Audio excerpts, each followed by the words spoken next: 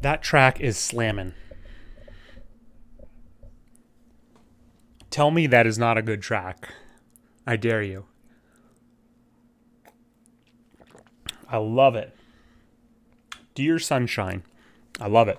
It might be in the running for, as long as I don't get copyright claimed, it might be in the running for what I continue for my intro or outro, replacing Dearly Beloved from Kingdom Hearts.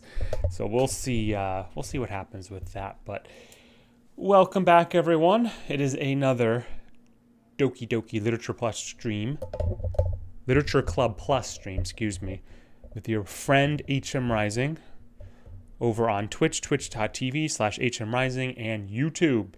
HM Rising is the username / channel name. And we are back tonight. We are almost a week in. Well, not a full week because I didn't stream every day, but we are hitting this game hard. I'm enjoying it a lot. I think you guys are too. So we also don't want to overdo it. But I do think this is going to either be the last stream or more likely the second last to stream. I guess we'll have to wait and see because we have a lot to get through tonight. We have to finish off all the remaining side stories. That is at minimum what I have to get done tonight. And that, while we are doing that, that will unlock a lot of data, which will be useful for another achievement, the data collection. But at this time, I will not be able to get it until tomorrow at the earliest because there are, let me grab my note file here, my little note, sticky note here. And I wasn't able to get them last night or today. There's 2 other files, I believe, that I have to acquire in order to get to that data, and that's one that's going to be available at 2:40 and 4:30 a.m. or p.m. So more likely that's going to be a early morning type deal or late night, depending on how you look at it, to get those remaining things, those remaining files in the directories. So that is what will probably be on deck for tomorrow, I suspect. I guess we'll just have to wait and see. I am interested and excited to get into these side stories, so we'll see about that. As usual, looks like we got good representation over on Twitch as well as YouTube. Thank you guys and gals for being here tonight. Hope you guys are doing well. Thank you again for all the support you guys have shown me up to this point. And we've had a lot. The streams rather for Doki Doki Literature Club Plus have been pretty successful, which quite frankly is kind of funny because I had originally not planned to stream this game. So with that said, this was a very pleasant surprise that this has actually been, if I may be so bold, to say that this has actually been one of the more successful games that I've had streaming wise in terms of like the analytics and chat participation and viewership and all that good stuff.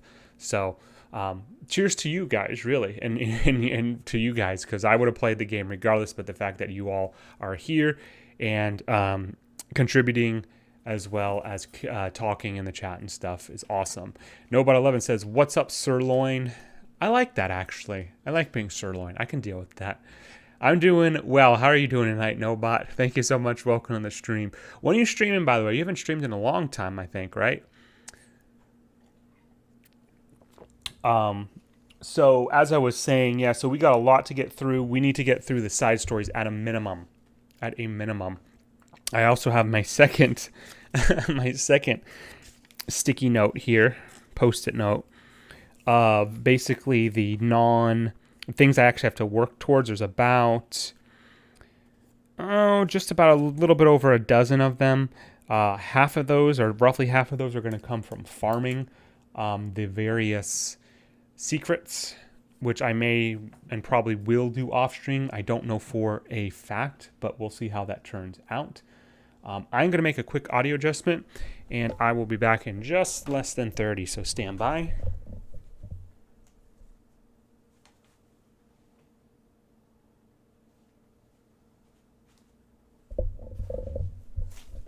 Okay, cool. Thank you very much, guys. And on that note, actually, when I was watching parts of the replay yesterday, the game, I just lost my post-it note. I just lost it, the most important one. Oh my God. When I was watching the replay yesterday, I actually didn't realize how loud the game music was. So I've actually turned it down a little bit, about 15-ish% roughly. So that should have been adjusted. I'm great now that I'm in the Hall of Famer stream. How are you doing? I don't know if I'm a Hall of Famer yet, but I appreciate the sentiment. So thank you very much, Nobot. Brew Crew 03 says, "Let's go." Let's go indeed. Let's go. So I can't believe that my post-it note disappeared. That's going to be a major problem.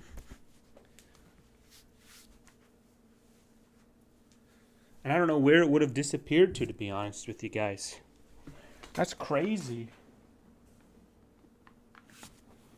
Huh. Well, I'll deal with it in a little bit. It really bothers me, though, because I don't know where it would have disappeared to. It's not like there's that much space around here. But somebody asked me this yesterday, I think, too, but I don't remember exactly. I think tomorrow, at least on Thursday, we'll probably go back to Doom, but I don't know what game I'm going to be playing through next. So, what Lissy Maid says, "Hi. Hi there. Lissy, how you doing? Welcome to the stream."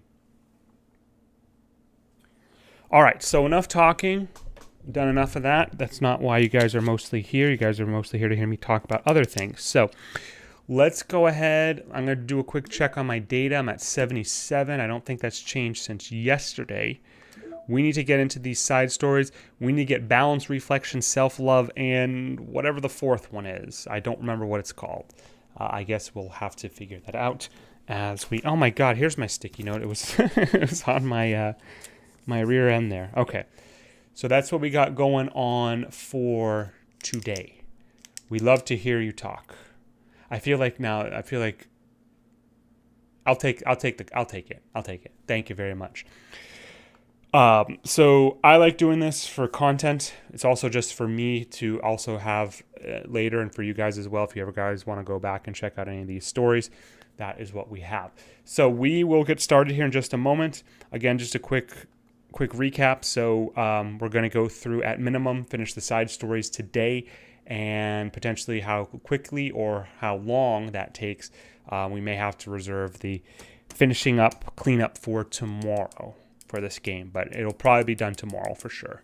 So, all right, gonna get a quick refresh here, and let's get into balance part 1. Okay, let's get into it. Gotta adjust my own volume here. Now, where did we leave off yesterday? I don't even remember. Was it the piano scene, I think, with Monica and Natsuki, I think is what it is. God, I'm having all kinds of technical issues. But we make through it. Okay, let's do it. Let's get into it. Gonna get into it. All right. Whew. Natsuki! While Natsuki is messing with the orientation of her manga in the closet shelves, Sayori approaches from behind and pulls her into an embrace. What? Hi. The literature club has been in full swing since Natsuki joined. Including her, the club is now comprised of 4 members: Sayori, Natsuki, Yuri, and Monika, of course. Each club member had received a day in the spotlight to share all of their favorite kinds of literature with each other.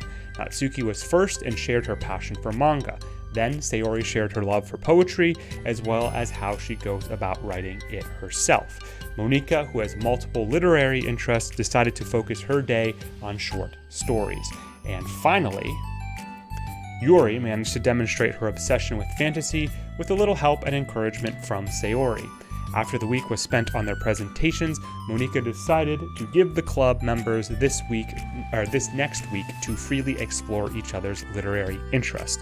Sayori, having spent most of her time in the club so far with Yuri's fantasy books, is rather excited to begin her journey into Natsuki's manga collection. I want to read with you today. Tell me which one I should pick. Well, that depends on the kind of stuff you like. I mean, there's like romance, drama, comedy, mystery. I like all of those things. Sayori reaches out and pulls a random book from the shelf and inspects the cover. Shouldn't this girl be wearing more clothes? True, like most anime, right? You wouldn't like that one. In a panic, Natsuki snatches the book from Yuri's hand. Yuri, oh my goodness, Freudian slip. From Sayori's hand, then replaces it on the shelf in a less conspicuous location. Okay, well, if you really have no preference, then let's just start with something that's easy to get into. A lot of these don't start to get really good until like a few volumes in, and I wouldn't ask someone to make that kind of commitment unless they're already really into manga. I could handle it. I did it with Yuri's book at least. Well, I'm more considerate than that. Although I'm kind of impressed by her attention span if you put that much effort into her books. No, I have the attention span of a donut. But I love my friends and I can do anything if it's for them. Well, okay then, let's pick you something that even donuts can read. I didn't say I was a donut, I just said I had the attention span of one. Kind of amusing, right? Were you trying to call me sweet? You're so cute. No, how did you get to that conclusion? And don't call me that. A donut? Cute. Aw, how come? I just don't like it. I don't need a reason. Natsuki yanks a book from the shelf and closes the closet doors. If someone asks you to stop, then you just need to stop. People need to realize that. I'm sorry, I didn't really mean to hurt you. Nah, sorry, it wasn't you. Natsuki shakes her head while pulling a second chair over to her desk. I was talking about something else. I didn't mean to get angry all of a sudden. Natsuki averts her gaze and mumbles. You're like a nice person, so I wasn't talking about you. I still learned a valuable lesson. The power of friendship. Sayori speaks softly as well, feeling shy after receiving the unexpected compliment. Well, anyway, here's the book, so just start it whenever you feel like it. What's it about? Well, it's like a comedy, and there's romance too, obviously. Sayori looks at the title. It's called Love is Another Word for Luck. That's kind of a cool title, actually. And we haven't actually seen a whole lot, at least during the main game, interactions between Sayori and Natsuki. They're pretty limited. Most of Natsuki's interactions are with Yuri and them bickering by design. It's about a girl who keeps accidentally running into the same guys, and then you found out, well, you should just read it. But you have to tell me what you think. I can already guess who you're going to ship yourself with. It would be so funny if I'm right. Ship, of course. It was only a matter of time before we used the word ship. Ship? I don't get it. Never mind, let's not worry about that yet. Just make sure you tell me what you think. Oh, okay. I'll start then. Hey, maybe tomorrow we can do poetry too. Yeah, I guess. But don't you want to finish this first? Yeah, but we could do both. I mean, unless you don't like poetry, then I won't make you or anything. No, it's just... Well, never mind. We can worry about it tomorrow. Tomorrow. That's my accent.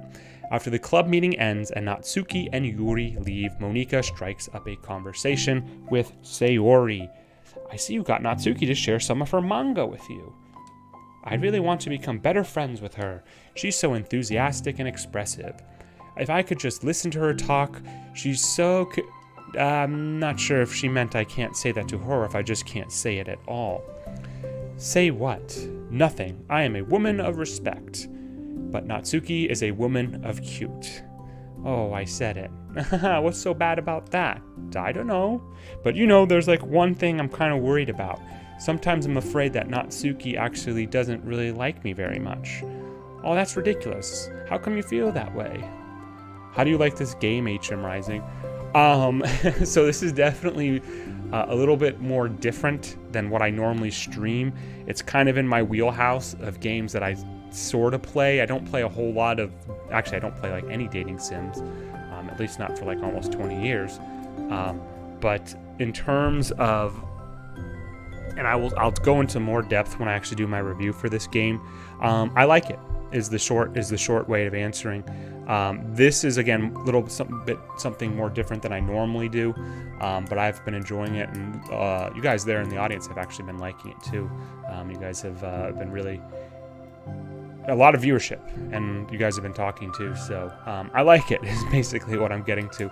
This stuff, this side story, this is kind of like putting a little bit of sugar on something that really, really hurts, because the rest of the game is really painful to get through because of the the heavy subject matter. But this is kind of a breath of fresh air. So again, a little bit something different, more different than I normally do for streaming at least, but we'll get through it here. All right. Oh, that's ridiculous. How come you feel that way? Well, I mean, I just little signs like how she only says hi to me after I say hi to her first, and it feels like she only gets excited to talk to me when it's about manga and other stuff she likes. She just seems dismissive a lot. She was like that when I brought up poetry. Yeah, but that doesn't mean she doesn't like you. She's probably just shy, Maybe. My stupid head is just making me worry for no reason. It likes to do that. It's okay, try not to worry so much. Everything will be great. But you can always talk to me about any concerns that you have. I'm here to help. HM Rising streams are a breath of fresh air. Well, thank you. That's a very, I take that as a very high level compliment. Thank you very much. Yeah. What was I doing? Oh, right. And also, by the way, Brew Crew, this is something I'll talk about when I do my review for this game. This is kind of on the outskirts of what I would call a game, because it's a visual novel type game, so it sort of plays itself, at least with most of this dialogue stuff. So calling it a game, no disrespect, is a little bit charitable, but yeah. You're the best. You're the best, Monika. Sayori gives Monika a quick hug. Well, I'm going to keep trying because I love her and I want to get closer to her. You got this.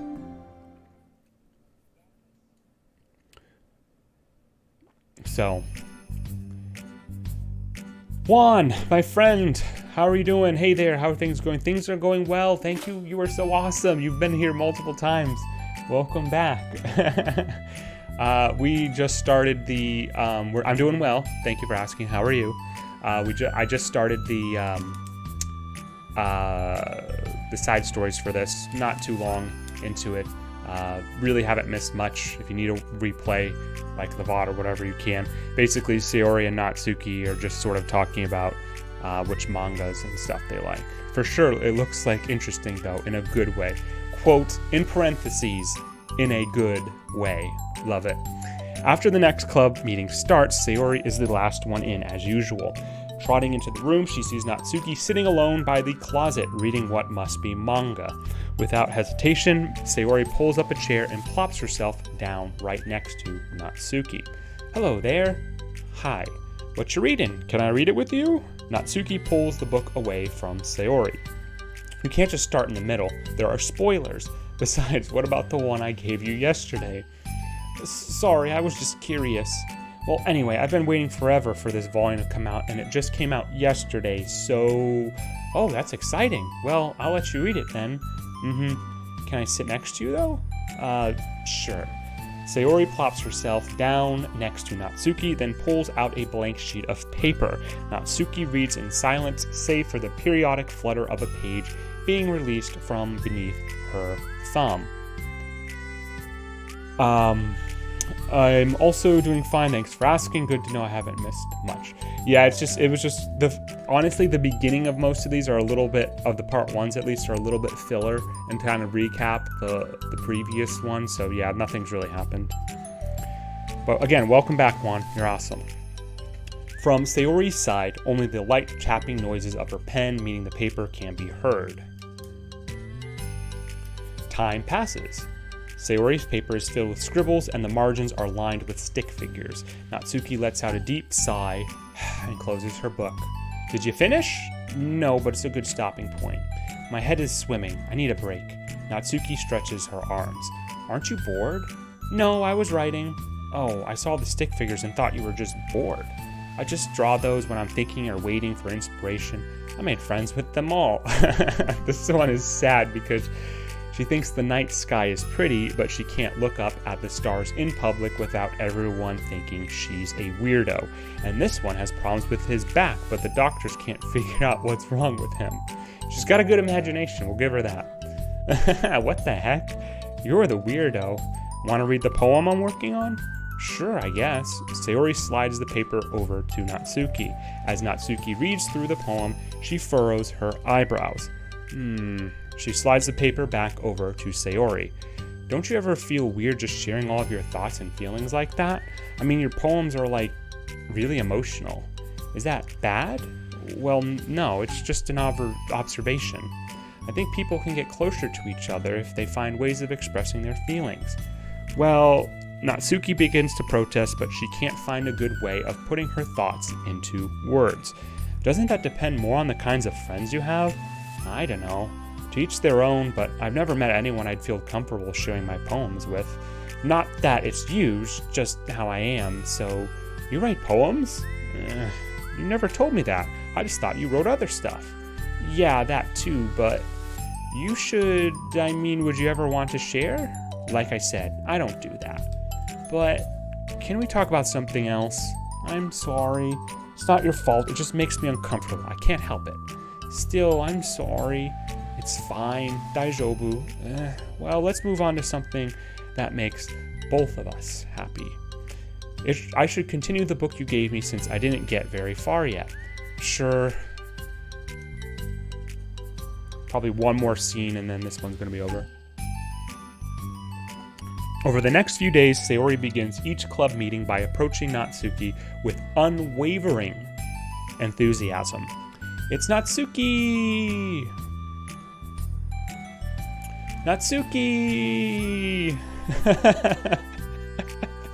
Hi, Natsuki! I like this, actually. A little bit of a montage there. At the end of one club meeting, Monika, who has become rather invested in Sayori's friendship mission, starts an innocuous conversation with Natsuki while she packs up. It's cool that you've been finding time to spend with Sayori. She was pretty excited for the chance to read manga with you. Yeah, I'm sure you've been enjoying the chance to share it too, right? Yeah, mostly. Natsuki glances over her shoulder but doesn't reply further. What's on your mind? Nothing. I don't talk about people behind their backs. Oh, Natsuki falls silent, but she just fidgets instead of getting back to what she was doing, as though she wants to say more. It's okay to share your feelings. That's different from talking about someone behind their back. I guess. I just hate when people talk about me behind my back, so I'm better than to do it to others. Monika shares a bright smile. You're really considerate. Thanks, I guess, but it doesn't feel like it. You can trust me, I guess. Never change Sayori. Never change Sayori, that's for sure. Juan knows what's up. God, Sayori's probably my favorite character, if I'm being honest. We'll see how these side stories play out, but Sayori's probably number one for me. Natsuki stands in silence for a moment, still fidgeting. I just feel smothered sometimes. I'm not used to someone being like all over me right when we meet. I mean, it's fun to hang out with her, but I just have no control over the pace. I can't just meet someone and instantly become best friends with them and like share everything about myself. That's not how it works. I just want to chill out sometimes. Oh, I didn't realize that was happening. It's fine, why would you have? I know, I just feel bad about it. I know Sayori, so I should have realized. Monika navigates through her tinge of guilt, which has surfaced mainly due to her being the one who previously encouraged Sayori's behavior. Despite not knowing the situation, Monika can't help but feel a little responsible. Do you want me to talk to her about it? No, I wouldn't like that. Well, I could, I don't know, I could like divert her into another club activity for you or something. No way, that would be so underhanded and mean. Sorry, I didn't think that one through. Besides, just because I complained about it doesn't mean I'm asking for someone to solve my problems for me. True, I'm sorry. They apologize to each other so much. I know that's very Japanese culture, but still. I guess I just instinctively want to try to solve problems even if I haven't been invited to. Glad we agree. Yep. You got good taste and we're also awesome. So thank you, Juan. It's fine. I would talk to Sayori about it, but it would make things really weird between us. I feel like it would make her just constantly be afraid that she's bothering me. I don't know how to just keep things natural. Well, I think if you do a good job of expressing all your feelings, she would totally understand. Sayori really wants to be the best she can be for other people. I think she would actually be happy that you want to improve your friendship with her. Maybe. It just feels so dumb. Talking to someone about how to be friends with them, it's just weird and not cool. Monika shrugs. It's the literature club. Then she mumbles through a stifled laugh. It's not the cool club. Seems pretty cool to me, though. Hey! Sorry, that just tickled me for some reason. Look, I know that you're kind of in a tough spot and it's hard for you to really express yourself, but you've really demonstrated to me that you're great at self-reflection and critical thinking, even if it doesn't feel like it to you. I just think that it's the most important part of being able to navigate through these things, so I believe that you'll find the right thing to do. Well, Natsuki instinctively starts to reject the compliment, however she can't find any excuse to do so. Thanks. Natsuki gathers her things, then she finishes her thought in a mumble. And I'm still glad I joined the club, even if it's weird sometimes. Monika smiles, but Natsuki turns her back and walks away before waiting for a reply. It was an unusual way for Natsuki to express her appreciation, but Monika knew what she meant. It made Monika feel like everything really was going to be okay. That was a quicker one, wasn't it? That one's a little bit on the quicker side. That wasn't too bad. Although I will admit, that one was less interesting to me than some of the others. All right, balance part 2. Let's get into it. Still got 3 more to go, right? It's lunchtime. Sayori, who usually buys her lunch, is making her way to the cafeteria like any other day. The clamor and bustle of the students is drowned by Sayori's impeccable skill of zoning out. However, her imagination is momentarily interrupted by the glimpse of a familiar pink-haired girl. Hey, that's Natsuki. I never run into the other club members around the school. I wonder if that's by design, actually. Natsuki! Sayori stands on her tiptoes and waves. Natsuki, who's busy walking and chatting with her friends, doesn't notice Sayori at first. Then she glances over in Sayori's direction. Sayori waves enthusiastically. Ugh. Following her friends, Natsuki quickly ducks around the corner. Hey! She definitely saw me. Jeez. Monika is the first to arrive to the club meeting, then Natsuki. Sayori, having glanced through the window to see Natsuki already inside, is unable to work up enough courage to enter. Natsuki's been so distant with me. I was stupid to think she ever wanted to be friends. Tomodachi, she only got excited because she got to share her manga. But aside from that, she doesn't even like me. I should just go home today. Oh, and here comes Yuri. How would you rank the rest of the characters at this moment? Oh, great question. So this is going to be pending the rest of the game. I'd say this is probably where things will end up anyway. There might be a little bit of shuffling around, but I'm going to do this. I'm going to say Sayori is number 1. Sayori is number 1. Number 2 is going to be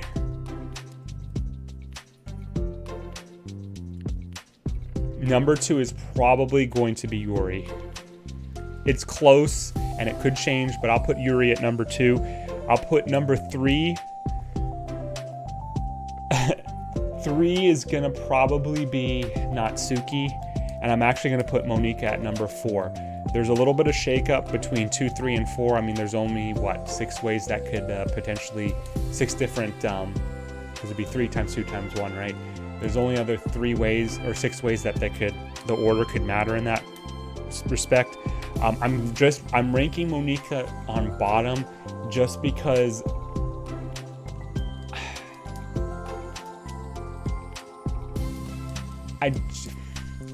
in the main game, she has a little bit more characterization, is more interesting, and obviously we know what happens with her and stuff, and Natsuki has less, but these side stories have expanded more upon Natsuki in the fewer scenes that she has been than Monika has. So that's how I do it. Sayori, Yuri, Natsuki, Monika. That could change, so don't hold me to it just yet. Sorry, but do you plan on going inside? No. Why? I'm sulking. Oh. Well, I'm sorry for bothering you. Excuse me. No, don't leave me. Oh, I'll stay here then. I don't want to go in. I'm afraid of bothering Natsuki.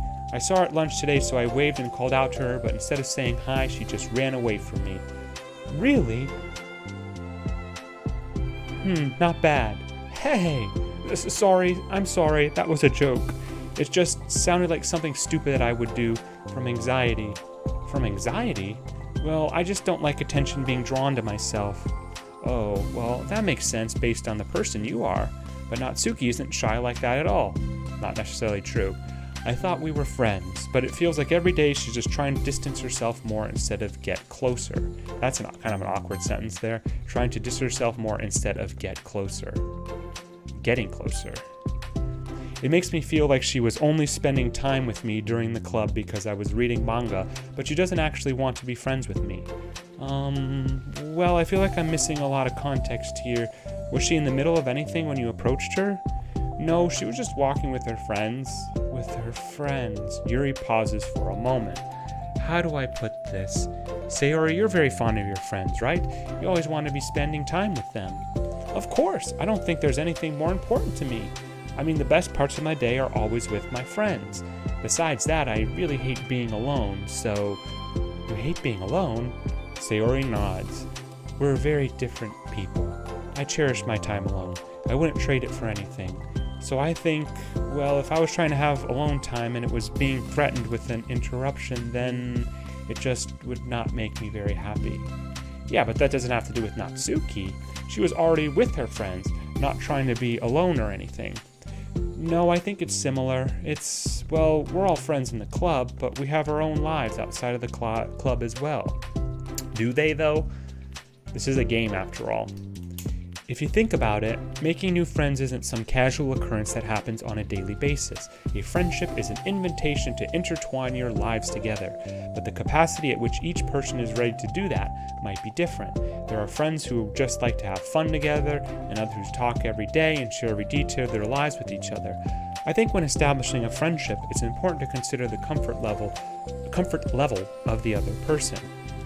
This is like the most Yuri has talked in any of these stories, by the way. I mean, we don't really know much about Natsuki's life outside of the club. Cool, the fact that you struggled in ranking them is a testament to their great characterization. Yeah, I guess so.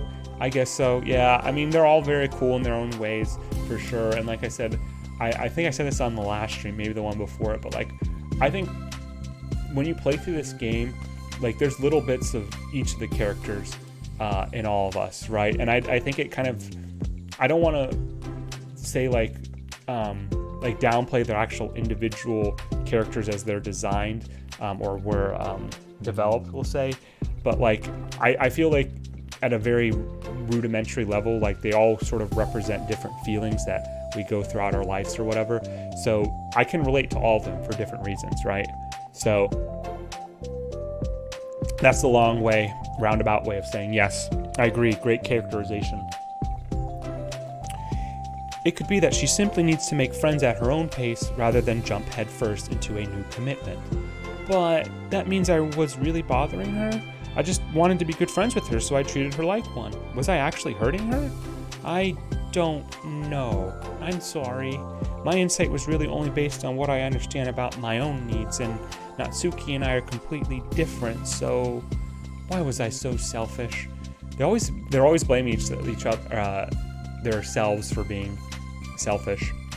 Even if that is all true, then it means I hurt her. I think I messed up. Yuri, with you, I think I was really careful to understand your needs when I was becoming friends with you. But I wasn't careful at all with Natsuki because she already seemed really social. I just took control of everything instead of looking for the right balance. Now I hurt her and she doesn't want to talk to me. How could I let myself do this? Sayori, I think that, well, there was that one time you told me about the way I saw things in my head being different from reality. It's easy to automatically jump to the worst case scenario, but I think it's more likely that Natsuki doesn't harbor any ill feelings towards you. So I think that if we were to realistically consider the situation, how it would cause someone to feel, I'm bad at this, I'm sorry. You're a lot better than me at things like comforting and reassuring people. Suddenly, Sayori gives Yuri a gentle hug. Classic Sayori. You're the best, Yuri. I'm sorry for burdening you with this. You're trying so hard for me. You're such a sweetheart. It's not a burden. I enjoy listening to others, and my friends deserve happiness. Sayori beams. Well, I think I'm going to give Natsuki some space. She should do what she wants. And if she does still want to be friends, then I'll learn her needs and I'll match her boundaries. Yeah, I'm sure that's what's best. I wish I didn't feel so awful and guilty. It makes me feel desperate, like I need to make it up to her by trying to make her happy. But that's not what she needs. I just have to tell myself that. It hurts, but I guess it means I still need to grow. Really some good self-realization on Sayori's part, if I'm being honest.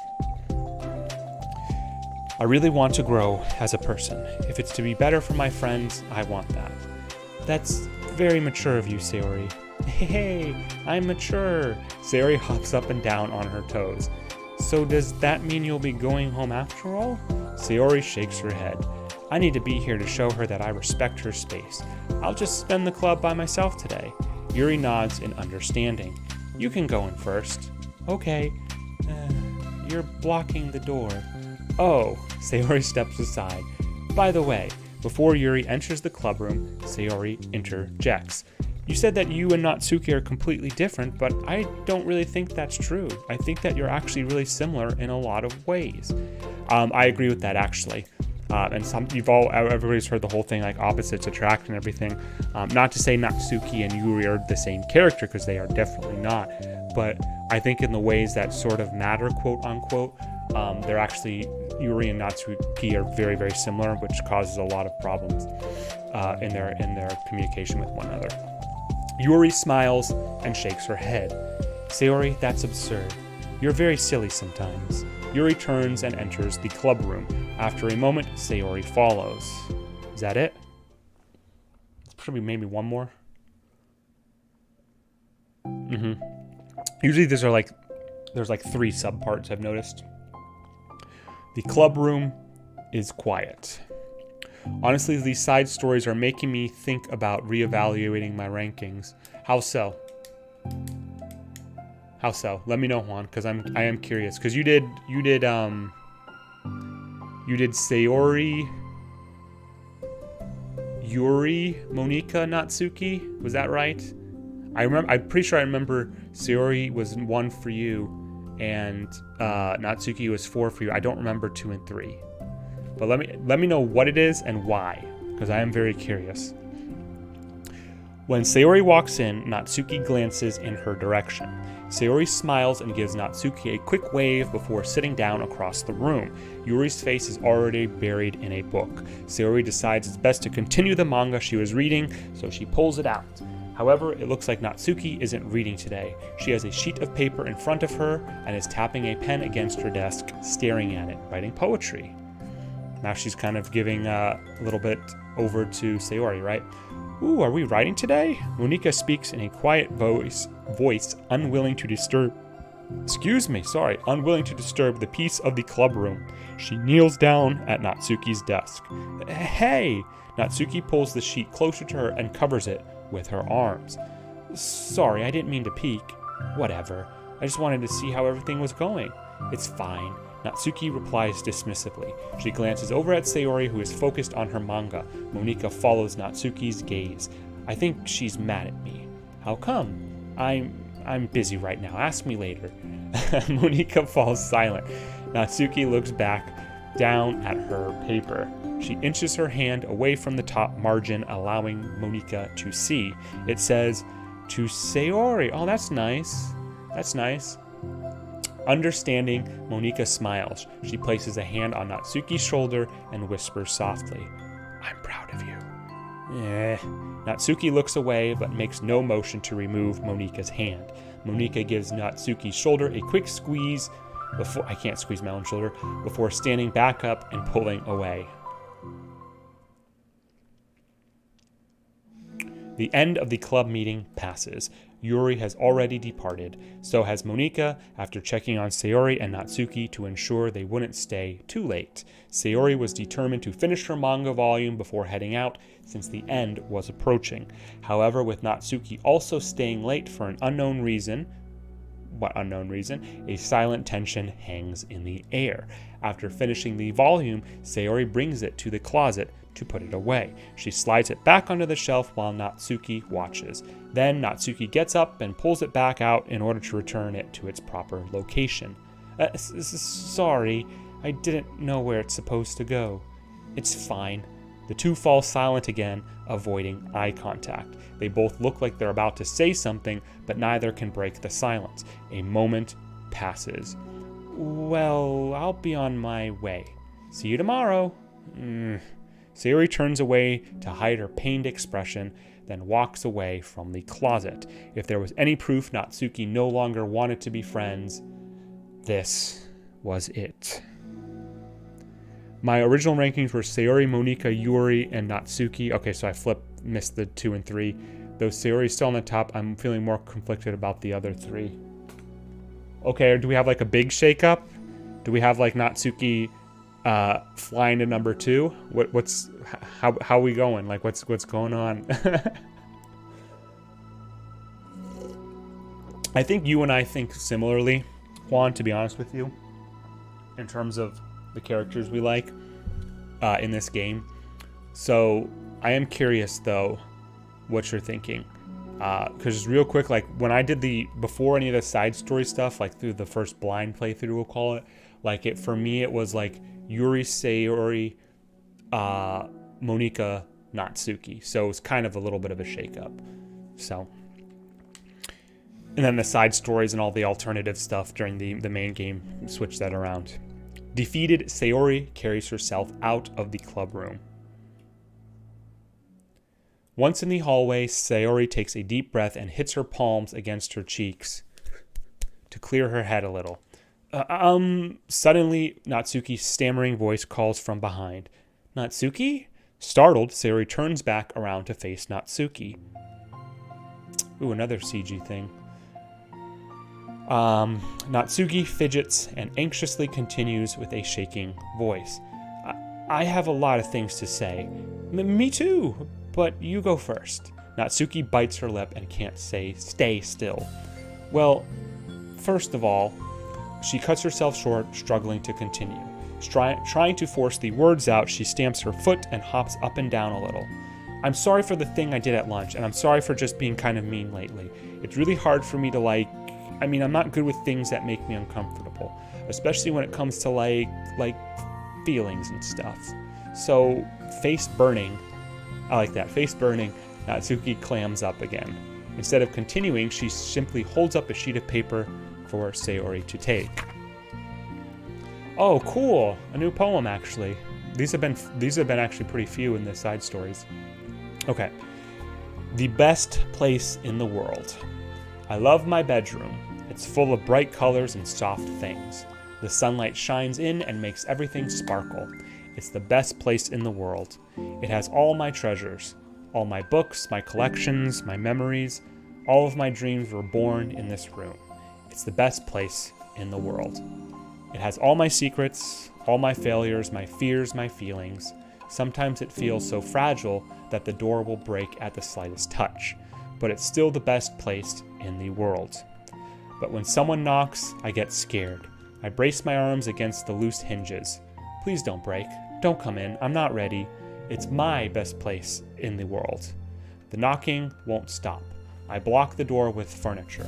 An eye peeks through the keyhole, and I panic. I'm trapped in the best place in the world. I'm not ready to share my favorite place. I need to clean my secrets and make my bed to hide my nightmares. I need to touch them to put them away, to see them again. I have so much to do, and I'm scared. I'm not ready. But it's still my favorite place. I still want to share it. However long it takes, if you wait patiently, I'll eventually open the door, and I'll show you the best place in the world. That's a pretty good one. All of these have actually been pretty decent. This definitely, to me, is clearly written by Natsuki, for sure. This is oozes Natsuki. To be honest, I'm still trying to figure it out. I feel like Yuri is at number 2 while I shift back and forth with Monika and Natsuki. Okay, well, we'll see if these side stories change a little bit. I think the second to last one might be more Yuri focused, but we'll see. But thank you for letting me know. It's a poem, but I thought, well, I sucked it up so that it would work things out with you. So just be happy about it, please. Sayori smiles deeply from the bottom of her heart. I'm happier than I could express. I feel so awful, but I'm so happy that you would do this for me. I actually realized before the club meeting today that I made a mistake. I got so caught up in the chance to get closer to you that I forgot to think about what you wanted, and that we probably have different ways that we like to make friends. About like the friendship stuff. I mean, it's okay. I understand. So you don't have to force yourself to talk about it. Your poem did a great job, so don't force yourself if you're not ready yet, okay? Natsuki nods. You don't have to feel like you did anything wrong. It was my fault, and I'm sorry. It wasn't mad at you today or anything like that. I actually felt really guilty and wanted to give you space. I was thinking it's silly that I just approach you all the time and that I should just let you approach me when you want to. Just whatever makes you comfortable. I'll respect that from now on. Friendship should always start with those things, with the right balance. Hence the name of the side story. Natsuki nods again. One thing about that. Well, I don't want to have to approach you all the time either. I just want it to be balanced, like you said. Sayori nods. I understand. We'll make sure of that together then. And that's probably the end of that one. Nope, just kidding. Well, anyway, now that the two of them have found common ground, Natsuki finds it easier to speak more freely again. I'm not going to be like sharing my poems all the time now or anything like that, but I guess it wouldn't hurt to do it once in a while. Only the best ones, so you better like them because otherwise I might change my mind. I like anything you do, Natsuki. I was just saying. More importantly, I have to tell you about my new boyfriend. Whoa, what is this? What is this?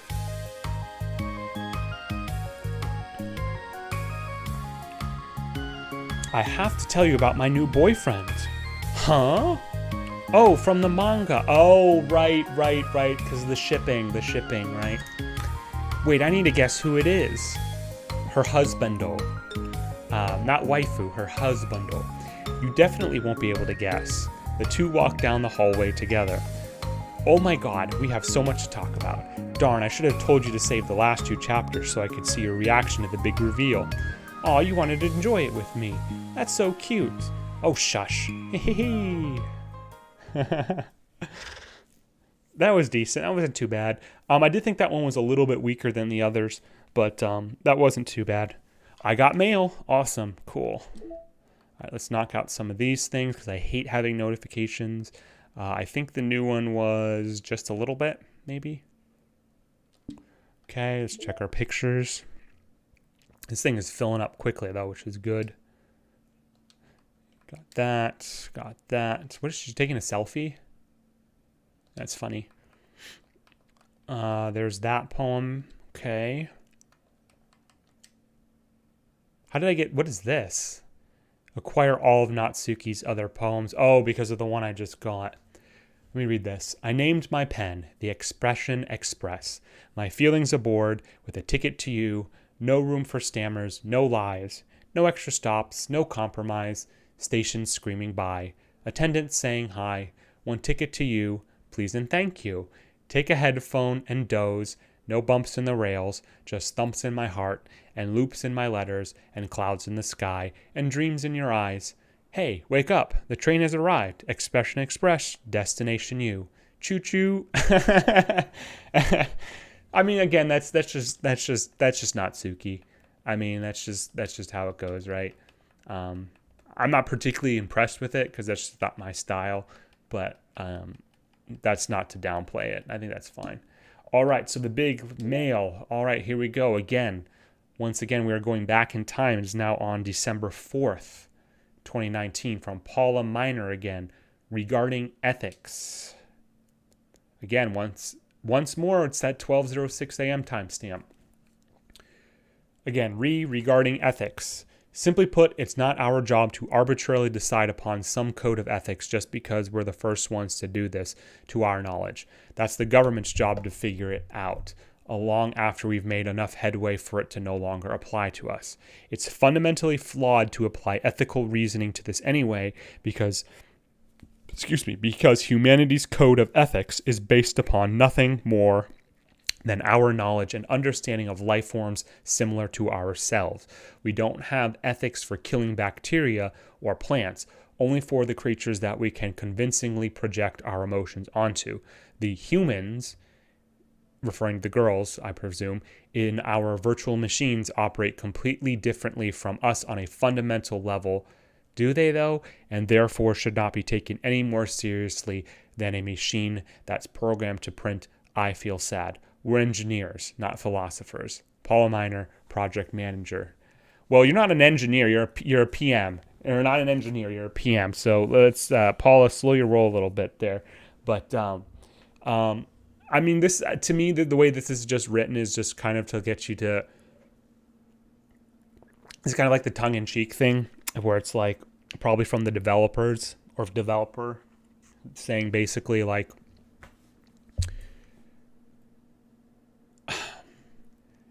It's just a game, bro, right? But yes, if we're looking at it if we reduce it down to its most basic level, yes, it's a video game. We get that, or a visual novel game, whatever you want to call it. However, saying they're just nothing more than machines programmed to print, I feel sad. That's just to make you kind of think as the player and be like, that's not how it is all. So, yeah, the thing that I will say that I'm a little bit confused about these emails, I feel like these should be reversed. Like this one should be the 9th and this one, like this one would be later than this one. But, whatever. Like this level of questions, I think would be before this, but that's another story. So, speaking of side stories, all right, reflection. These next two are going to have Yuri in them. That's interesting. All right, reflection, part 1.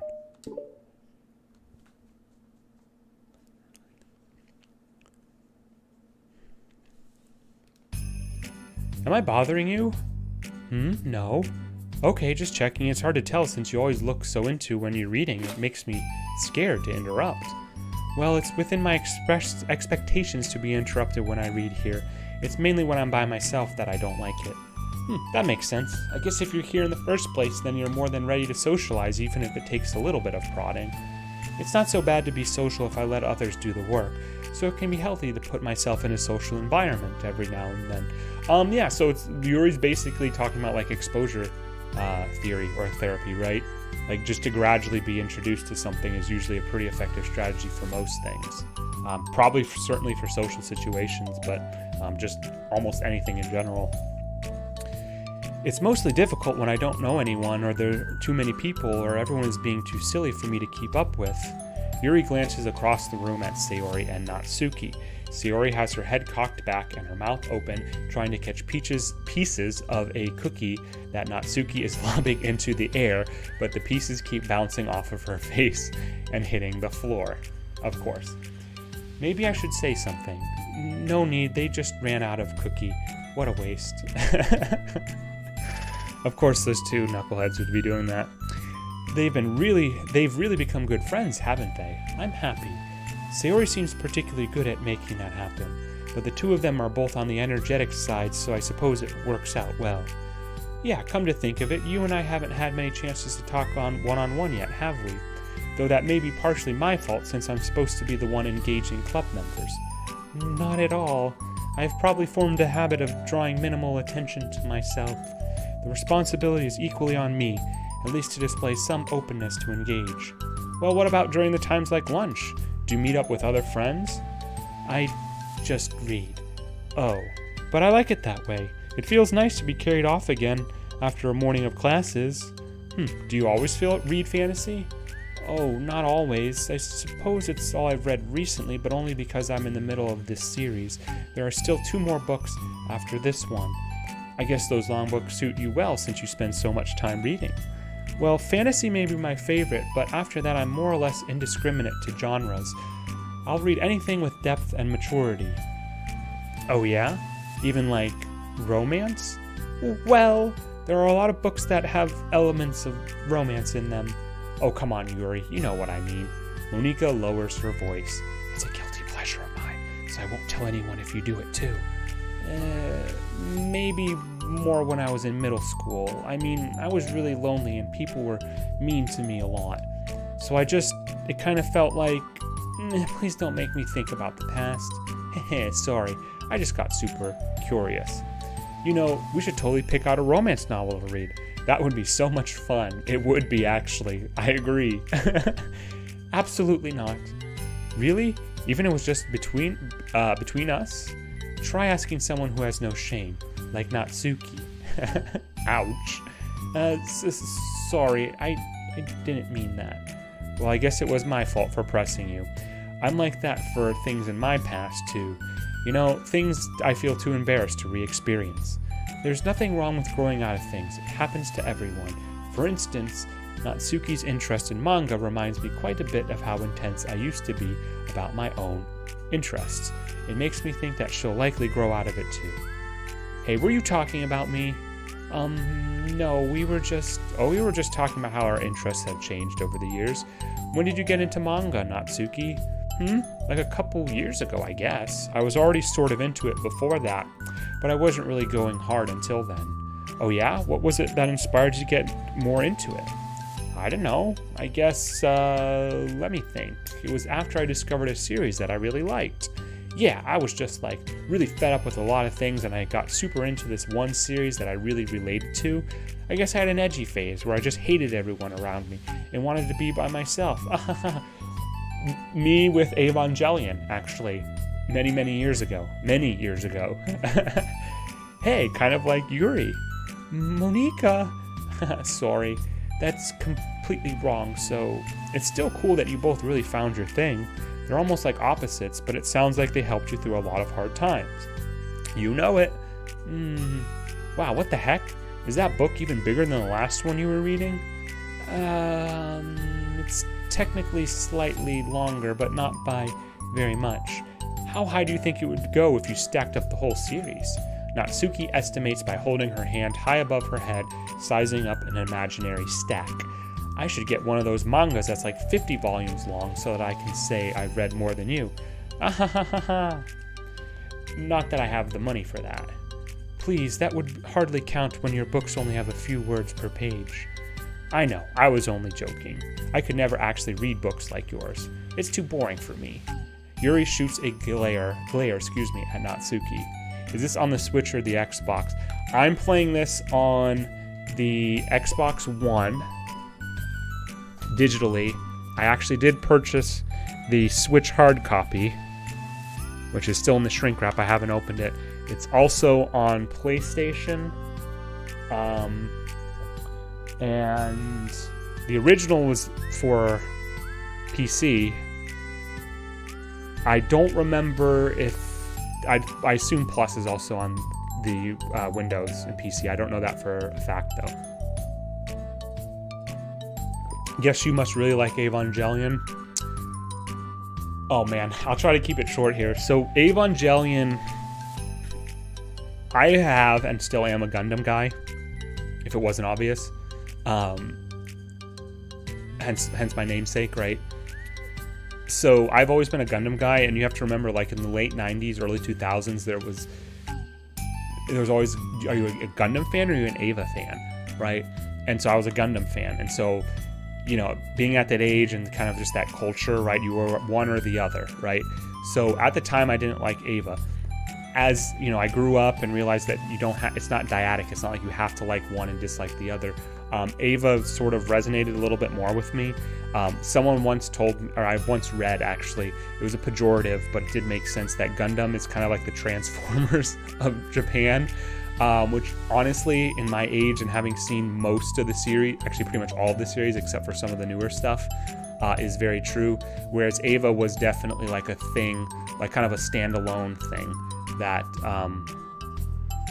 that had more of an impact than I would say a lot of the other series had, right? So, yes, I do like Eva a lot, but for different reasons than for Gundam, for sure. Good question, by the way. It's not boring. Chill, I said for me, not for you. I can have my own opinion. I just think it's too convoluted. Sayori, are those from the floor? Oh, she's eating the cookies off the floor. Great. Gross. Also, wash your hands before touching any of my books. But my hands aren't dirty. Just do it. The oils are there even if you can't see them. That's very true, actually. Fine. Sayori trots out the door and Natsuki follows. Yuri, you look a little upset. What kind of nerve does she have to call my hobby boring? Well, she did correct herself. Hardly, she was so condescending. I don't mind if she thinks it's not for her. I already understand that it's not for everyone, but she knows well how much these mean to me. So how about just leaving me alone instead of needlessly telling me things you hate about it? I'm sorry, Yuri. You may be right. This won't be the last time people have strong feelings about what they like and don't like, especially in a literature club. So I should figure out how to mediate discussions to keep them positive and constructive. Hello, bro. Oh, hey, Jordell. How you doing? I haven't learned Spanish, though. Sorry, in the last time I spoke to you. So I'm sorry. I'm going to be a little bit limited. Hi, Rising in chat. What have I missed? Hey, Sabrosa. Welcome back to the stream. Always great to see you. You're cool, man. What have you missed? Truthfully, not a whole lot. We just got through the balance side story, which was kind of underwhelming, but basically it was a strained relationship between Sayori and Natsuki. Natsuki felt like that Sayori was forcing herself to read manga when she didn't really like it, and Natsuki got upset about it, and they ended up making amends. So that's really about it. It was actually, in my opinion, one of the more underwhelming side stories thus far. More good character development for Natsuki and Sayori to a lesser extent. But in terms of like plot or narrative, was a little bit more underwhelming for me. For the record, I've always been impressed by the level of creativity in your books, and also your ability to get through them so quickly. Thank you. Okay, well this is something that I'll have to think about and revisit. I'm sure I can help Natsuki find some common ground with you. Common ground isn't necessary, I just wish to be respected. That then. Either way, I'll do my best. I'm skeptical when it comes to Natsuki. I trust you, Monika, but I'm skeptical.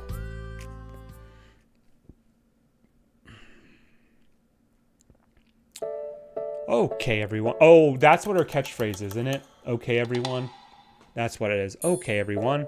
We have a special club meeting today. As you know, the Literature Club is a place where we get to share things that we're really passionate about. But that also means we should be mindful of how we respond to each other's feelings. I think we have a chance to turn our differences into positive energy for each other. This track is really loud. Aren't you being a little dramatic about this? This is important to me. Well, sorry, I just feel like I'm being accused or something. Do I need to adjust the volume? Let me know.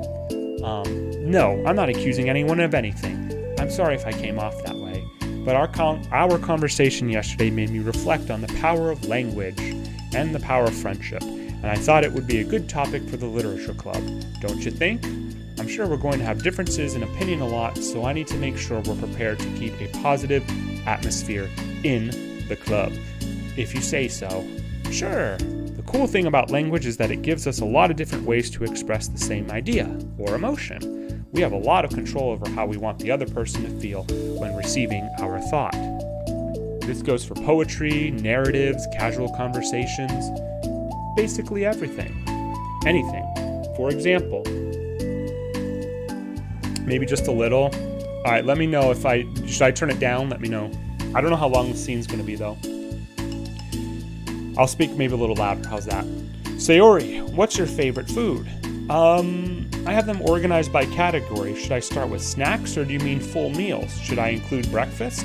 Oh, jeez. Okay, how about your favorite fruit? That's easy. Cherries. Really? I always thought cherries tasted nasty. What? Nani? Cherries are delicious. Whoa, that's a pretty strong reaction. Well, I just don't understand how somebody could think cherries are nasty. How does it make you feel? I don't know, sad? Defensive maybe? Yeah, I got defensive. See, the reason you had such a strong reaction wasn't because I don't like cherries, it's because you felt that like your opinion was under attack. But that's weird, right? Something like taste is completely subjective. But when I say something like, I think cherries taste nasty, I'm using objective language. Okay, this is getting into linguistics. I'm challenging Sayori's reality that cherries are delicious with my own, which is that cherries are nasty.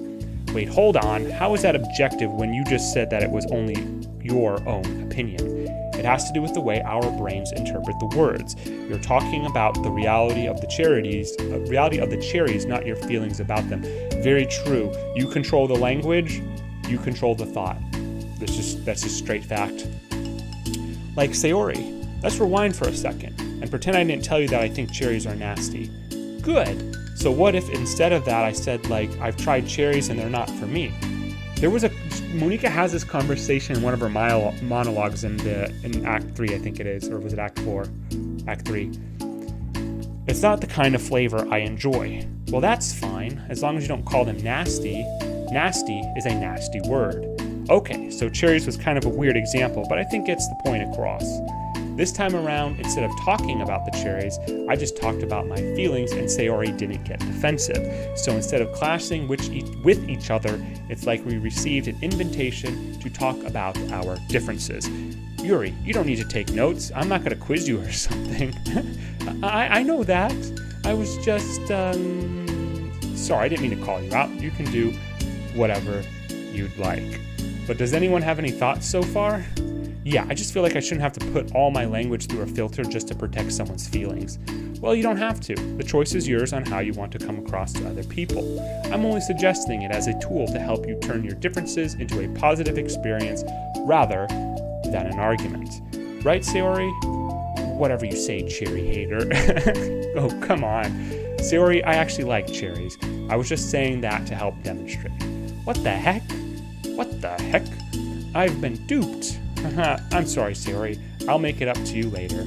How about a cherry sundae? Nice. You are welcome to dupe me anytime, my beloved president. Buying your people's loyalty. How deplorable. Oh, like you would turn down a free sundae, Yuri. You were certainly a fan of those cupcakes I brought in the other week. I was reading and not keeping track of them. Oh, that's enough. We're getting off topic. So now that we have the gist of it, how about we try it with something more relevant to the club, like manga, right? Let's try to have a productive discussion about our differences in opinion. Yuri, do you want to start? Well, I'd rather not, no. Well, how come? Well, because I don't see how anything productive can come from that. It's just going to start a fight. No, it'll be fine. That's why I'm here to moderate. Let's just have a calm and rational discussion. Yeah, give me a little more credit. I'm not a child. You don't have to coddle my feelings. I always think it's more respectable to just speak your mind. Respectable? Yuri's expression changes at the word. As Monika recalls, being respected was the crux of the matter for Yuri. Well, the point of the exercise isn't exactly like, it's fine, I have nothing against anyone personally. You're entitled to enjoy whatever it is you like. I just prefer more depth and nuance in my reading material. I look for stories that are imaginative and sophisticated beyond the surface level. Oh, well, that's just a misunderstanding then. I thought you were going to say that manga's for children or something. Like I don't hear enough of that. But there's plenty of deep manga. I'm not clueless about manga. I've read my own fair share when I was younger. What? Are you serious? How come you never told me? Because I'm past that point in my life and I prefer not to revisit it. I prefer more mature things now. Excuse me? Okay, hold on. Can I jump in here? Let's try to keep things subjective. Because if you imply that manga is immature, then aren't you implying that someone is immature for being into it? Good point.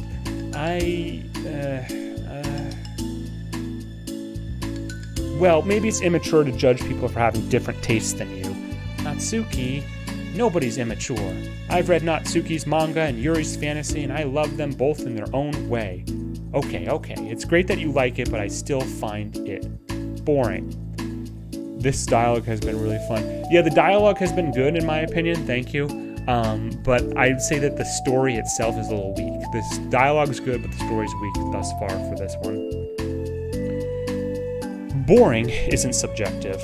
Okay, it bores me. That's subjective. But, I mean, the thing about... This is ridiculous. Do you see why I didn't want to participate in this? I knew it was just going to make people upset. I'm not upset. Like I said, I don't care what other people think. Do you, though? But I always got the impression that you secretly looked down upon me, so I'm glad my suspicions were confirmed. That's not true at all. You're making assumptions. You can't blame me for getting defensive when nobody ever has the least bit of respect for the things that I'm into. The only thing I look down upon is when people make fun of me for just being myself and trying to mind my own business. What? Have you looked in a mirror? Tell me again about the respect after calling all of my interests immature. You can't. Please stop. Please? You don't mean the things you're saying right now. Let's just be friends. I didn't mean for this to happen. Well, it did. So please don't invite yourself to try and solve other people's problems next time, okay? Yuri's like really kind of being aggressive here, which is very different from her normal characterization. Yuri's piercing words send the club room into a choked silence as she gathers her things. She leaves. Holy crap. I've never heard her sound like that before. I know, I just said that. She must be so pissed. Well, you weren't very nice either, so I was just saying, how did this happen? It's my fault. Yuri wasn't wrong. I shouldn't have tried to moderate a conflict when I know how bad I am at dealing with conflicts. It was a really stupid thing for me to do. It's nobody's fault, and it wasn't stupid. Everyone in this club is a nice person. Nobody would have expected this. But I guess we're sensitive about the things we really love.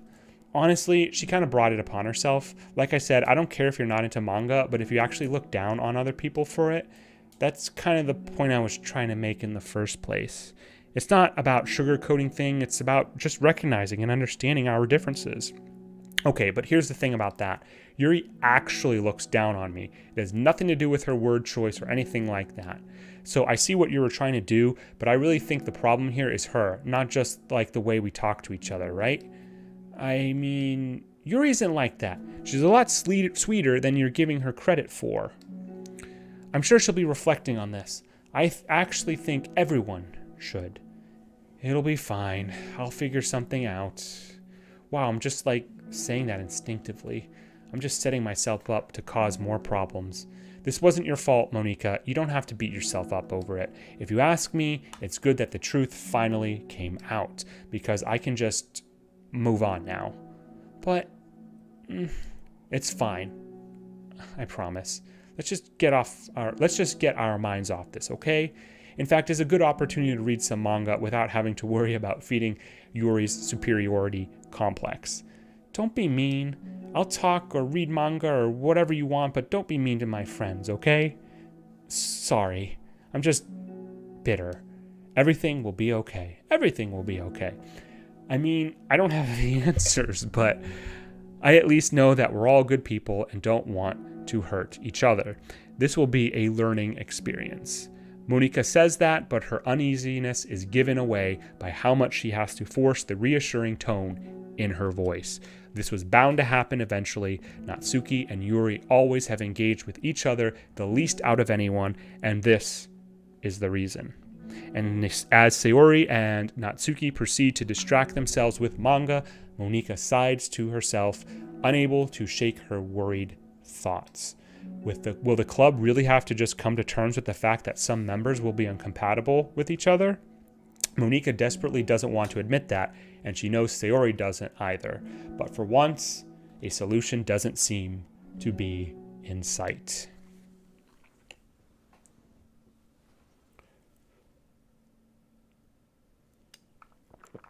Okay, I'm not going to look at the music right now.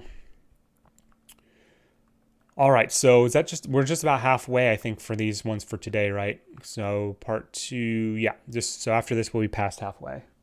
Still got a lot to get through. How are we on time? Just about an hour and a half, not including intro. Guess the conflict between Yuri and Natsuki still continues here.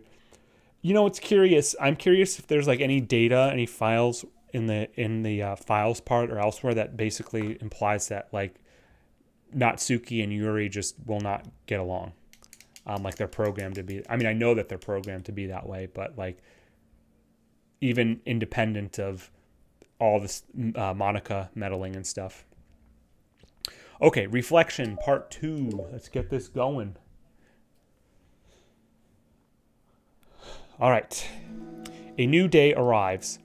Sayori arrives at the club room. Sayori arrives at the club room. Oh my goodness. Sayori arrives at the club room earlier than usual. Nailed it. That is, not late. As she enters, it appears to be empty still.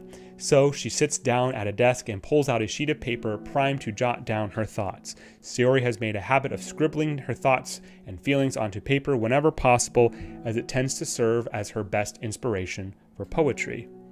My heart feels vacant because a ship sailed away. Yo. Ah! Natsuki! Natsuki pokes her head out from behind the closet door. Sorry, I didn't mean to scare you, but it would have been a lot more awkward if I didn't say anything. I doubt you would want me listening in on your poetry thing. Yeah, thanks for realizing that. Should I let you finish that up then? Oh, no, it wasn't, I just do it whenever it's convenient. You're not interrupting. Where's Monika, by the way? Oh, she's out in the hallway. Why?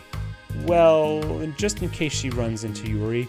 Sometimes Yuri is too nervous to come into the club room by herself, so... Oh, jeez, does Yuri really let things bother her for that long? She can't control her feelings. For some people, it's really hard to cope when... That's copium. When you get a bad thought in your head. Maybe you can distract yourself for a little while. But as soon as you... Oh my God, guys, I'm falling apart here, I'm sorry. But as soon as it's just you and your thoughts again, it comes back. Nah. Guess the conflict between... Yep. Oh, I already read that, sorry. I just want us to have a normal club meeting. It's a lot easier to pretend like it never happened if we all just ignore it. Oh, no, that's not Natsuki's voice. Ignore it and move on. I don't want to be bothered by this. It's so stupid. Her opinion of me doesn't matter anyway. Besides, it's making me feel really guilty, and I hate that too. It's okay to have feelings. It doesn't make you weak. Let's figure it out together. Fine. Only because you're good at this stuff. Let's try to come up with a happy scene. Maybe that will help us understand where your bad feelings are coming from. Well, I was happy the way things were before we had that conversation yesterday. What part of the conversation made you upset? Was it Yuri being mean about the manga? Maybe.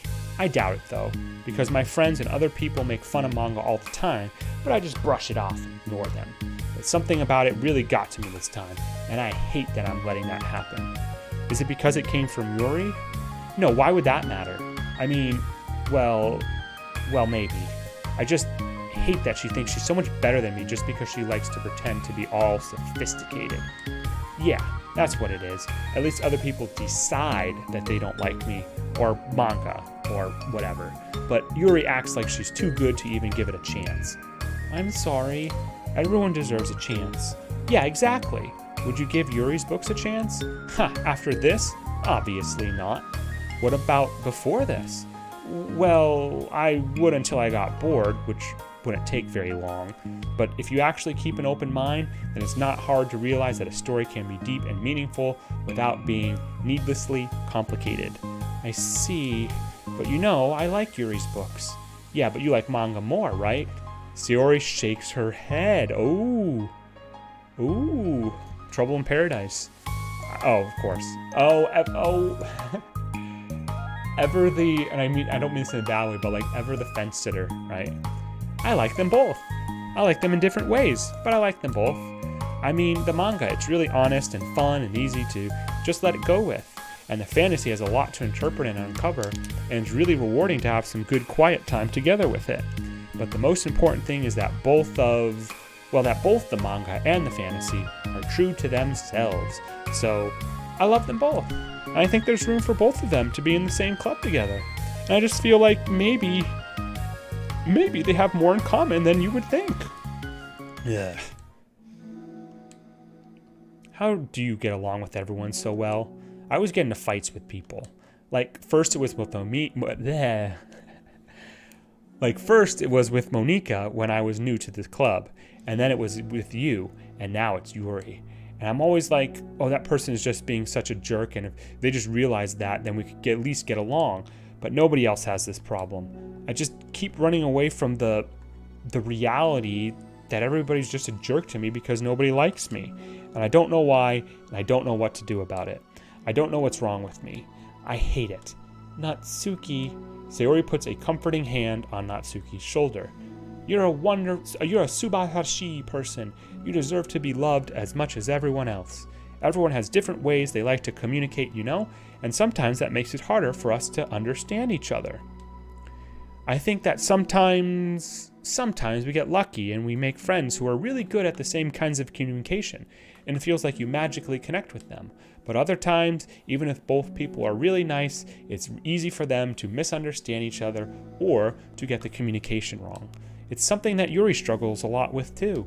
It can be really hard. It takes a lot of reflection and self-awareness and vulnerability. I'm bad at that one. Vulnerability. I always have to be the strongest. What do you mean? Tell me about that part of you. Well, it sounds stupid, but I'm really just used to people being mean to me. Like my friends and I guess my dad. So this is alluded to in the main story, the main plot with her having issues with her dad. And it ranges, although I think it's because of Monica's meddling, it ranges from him being really strict to being abusive. So who knows what the actual truth is. I'm going to start streaming Bud, so I'm going to leaving your stream open and we'll have you on mute. So I'll be lurking. Just wanted to give you a heads up, big guy. Okay, cool. Thank you so much, Nobot. I'll do the same for you once I'm done with this, because I need to get up and get a refill on my beverage as well. So I will do the same. Thank you very much for letting me know, and thank you for doing that, Nobot. It's very awesome. Thanks. Like my friends, and I guess my dad, when I don't get good grades or even stupid things like if my room isn't clean. So what am I going to do? Cry about it? If I let myself get upset, then it's just letting them win. I'm better than that. I'm better than all of them. She is so Asuka-like, right? Evangelion, right? So things always have to be everyone else's fault. It feels like if something goes wrong and there's even a tiny hint that it might be my fault, then I just get really angry and I find ways to blame everything else instead. Do you see yourself as better than Yuri? If I said that, then I would just sound really full of myself. No, our thoughts and our feelings are two different things. Even if we don't like our feelings, we have to understand them if we want to learn more about ourselves. That's a part of vulnerability, accepting that we have feelings that we don't like. I hate that. My feelings make me a bad person because my feelings just want to tell me that I'm so much better than her. that she's a judgmental know-it-all who's stuck in her edgy phase and that I'm just way above that garbage, but I'm terrible for feeling that way. You're not terrible. You are not your feelings. Is that true, though? I feel like you kind of are your feelings. But you are not your feelings. Say that to yourself out loud. Fine. I am not my feelings. The way that I like to picture it is those feelings are like your roommate. You live in the same house and you got to see each other every day. And even if you can ignore each other for most of the time, you're going to run into each other every now and then, and it's going to make you feel like poop. So the other option is to get to know each other. You can communicate and learn from each other, and maybe even help each other change for the better. Does that help you understand? How do you know so much about this stuff? I just have a roommate that can be really hard to get along with. True. Called depression. Depression? But you're like the happiest person I know. I am not my feelings. I want to be a good person like you. Aw, you little sweetheart. We're all good people. You and Yuri and Monika, and I think Yuri will eventually learn that about you. Natsuki remains silent, feeling a little overwhelmed. Despite Sayori's kind reassurance, a complicated mixture of pain and sadness seems to fill her, as though flowing from a wound inside her. Was it a result of her vulnerability? No, it wasn't as though she was inflicted a wound after becoming vulnerable. It was though she just began to rediscover an old wound, one that cannot simply be bandaged and left alone any longer. Man, who knew we would get deep philosophical questions from a pseudo dating sim? So for sure, this game, how much do you know about the actual development behind it? Because I'm curious. I know this is Dan Salvato's game, but obviously he had, a team working around with him and stuff. Was he the script writer for this too? Or what was sort of the thing with that? Because I am curious. But yeah, the dialogue is good. I would say that it's just sometimes a little wordy. It's just a little long, but it gets the point across, which ultimately you can't blame them for. Yuri, what are you doing all the way out over here? I was looking for you. Please don't yell at me. Oh, I'm not going to yell at you. I just wanted to say that I'm sorry about what happened yesterday. It was unfair for me to put everyone on the spot like that. Next time, I won't just try to jump in and solve everyone's problems. I guess it's a bad habit of mine. You're not mad at me? I thought you were the one mad at me. I was so awful yesterday. Yuri curls up, recalling the details of the argument. I can't even have a normal conversation without saying something wrong and making everyone upset. Hold on, that's not what happened at all. Let's talk about this, okay? Yuri pauses for a second, then manages a nod. Monika takes a seat next to her on the staircase. I'm having a lot of negative thought patterns and I can't get away from them. What kinds of negative thought patterns? Like everyone hates me, especially Natsuki. Oh, that's terrible. I don't think that Natsuki hates you. How do you know? Well, because Monika thinks back to the time that she herself found herself. Monika thinks back to the time that she herself found herself in an altercation with Natsuki, and how a display of maturity from Monika was enough for Natsuki to reevaluate her own feelings as well. I think Natsuki is just naturally defensive. I think she acts mean when she feels the need to protect herself. There is a fine balance between being defensive and needing to protect yourself. So I definitely relate to that with Natsuki for sure. But she's really not a bad person. In fact, I think she can be really thoughtful and considerate. She just, I guess the way it works is that she wants to receive some degree of kindness first before she feels comfortable returning it. Oh, but that means the burden is on me, and I don't know how to say things that make people like me. Every time I open my mouth, Yuri shakes her head at herself and tugs on her hair. It's okay, Yuri. You don't need to beat yourself up. I think anyone would like you if they had the chance to get to know you. Well, unfortunately, the opposite is true. That's why I'm not talkative anymore in the first place, because everyone used to think I was weird and talk about me behind my back. That's just what happens when I draw attention to myself. Natsuki even said she found it more respectable when people speak their mind. So I did, and then she hated me anyway. That was enough to confirm my fears. But Sayori and I like you, and we've gotten to know you a lot by now, right? Yuri doesn't seem to have a response. Hey, what do you think of Natsuki? I don't think about her. That's not what I meant, really. I was just wondering if you had an opinion of her. I do. What is it? Natsuki seems to bring out the worst in me. I feel really ashamed of it. I like to think of myself as a fairly sophisticated person. So for someone to just, treat me like I'm an inferior despite my tastes, that's just the worst kind of insult coming from someone like her.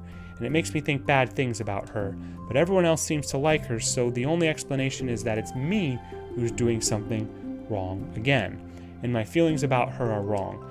And I'm wrong to get upset over something so childish and inconsequential.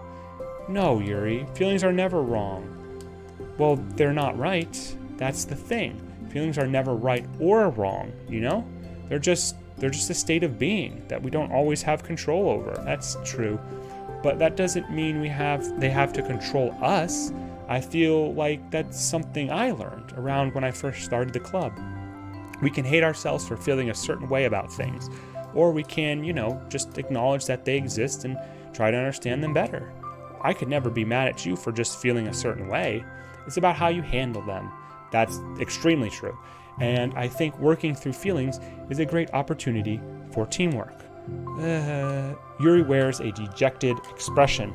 You make it sound so easy. You're so mature and so good with people. I feel like such a child in comparison. Oh, Yuri, I'm far from perfect, but these are learned skills. They didn't come naturally to me either. It's really hard to reflect on yourself and separate your feelings from your thoughts. I just want to be a good person. Well, I think that it takes a good person to get this far. That's not good enough. I want to be able to communicate it to her. Communicate what? How I feel. How it makes me feel frustrated and upset when she's so negative and dismissive of the things that mean so much to me. And how it reminds me of me. Because I know what it's like to feel misunderstood and angry at everyone. I know that telling yourself you're better than everyone else is just a defense mechanism. We're just people. We're fragile and unstable. But I'm just tired of that getting in the way. I can't stand it when the peace is disturbed like this. Yeah, you can't focus on your reading when the peace is disturbed, right? Because the literature club should be happy for everyone. Monika looks at Yuri in adoration. I feel like Sayori must be rubbing off on me because I really want to hug you right now. Sorry, I didn't mean to make you uncomfortable. No, I mean, well, if you wanted to, then I wouldn't really mind. So Monika pulls Yuri into a short embrace. You're so gentle, and I love when you communicate your feelings. I feel lucky to get to see that side of you, and I'm sure Natsuki will too. I'm going to write her a letter. Oh, a letter? What a great idea. Just because I'm not good at talking, especially under pressure. I always let my feelings get the best of me, and I forget to say all the important things, and I say things I don't mean. Well, I think a letter would be wonderful. Such a nice way to communicate. We are in the literature club after all, right? So, yes, that is a very good idea. Yuri's face hardens with determination. People don't naturally gravitate towards me like they do for you and Sayori. My personality just isn't suited for that. And I wouldn't want it to be. But something I've learned is that friendships don't always just magically appear out of thin air. For instance, I never would have seen myself making friends with someone like Sayori. We're opposite in a lot of ways. But I'm friends with her because she put so much effort into understanding me so that we can get along. I think it was the same with you. You both gave me a lot of time and patience, and I wonder if she feels the same way. Natsuki? Yuri nods. I always thought that if I wanted to make more friends, I had to be somebody that I'm not. that there's a type of person or a magical formula I have to follow in order to make someone like me.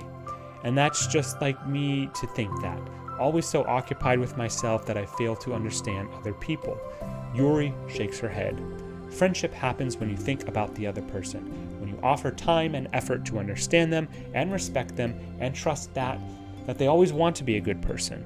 That's what I learned through my observations in the literature club. Observations? Monika is caught by surprise. Yuri always kept her to herself so much that it's so unusual to hear her suddenly talking about the club like this. But Yuri gently smiles to herself. You always let me listen to your thoughts about people. Sayori too, and it makes me happy because I learn a lot of things. That's so sweet. I had no idea it meant that much to you. Monika never thought much of it, but in the past weeks, Yuri always seemed to be especially attentive when it came to the problems and concerns of others, always wanting to listen and learn more about her friends in the club. All right. It's true, Sayori and Monika are naturally more comfortable with other people and can more easily work through situations of conflict, but that doesn't make them better people. Everyone has strengths and weaknesses and the capacity to improve, and the first step towards improving oneself is reflection and self-awareness. That is 100% true.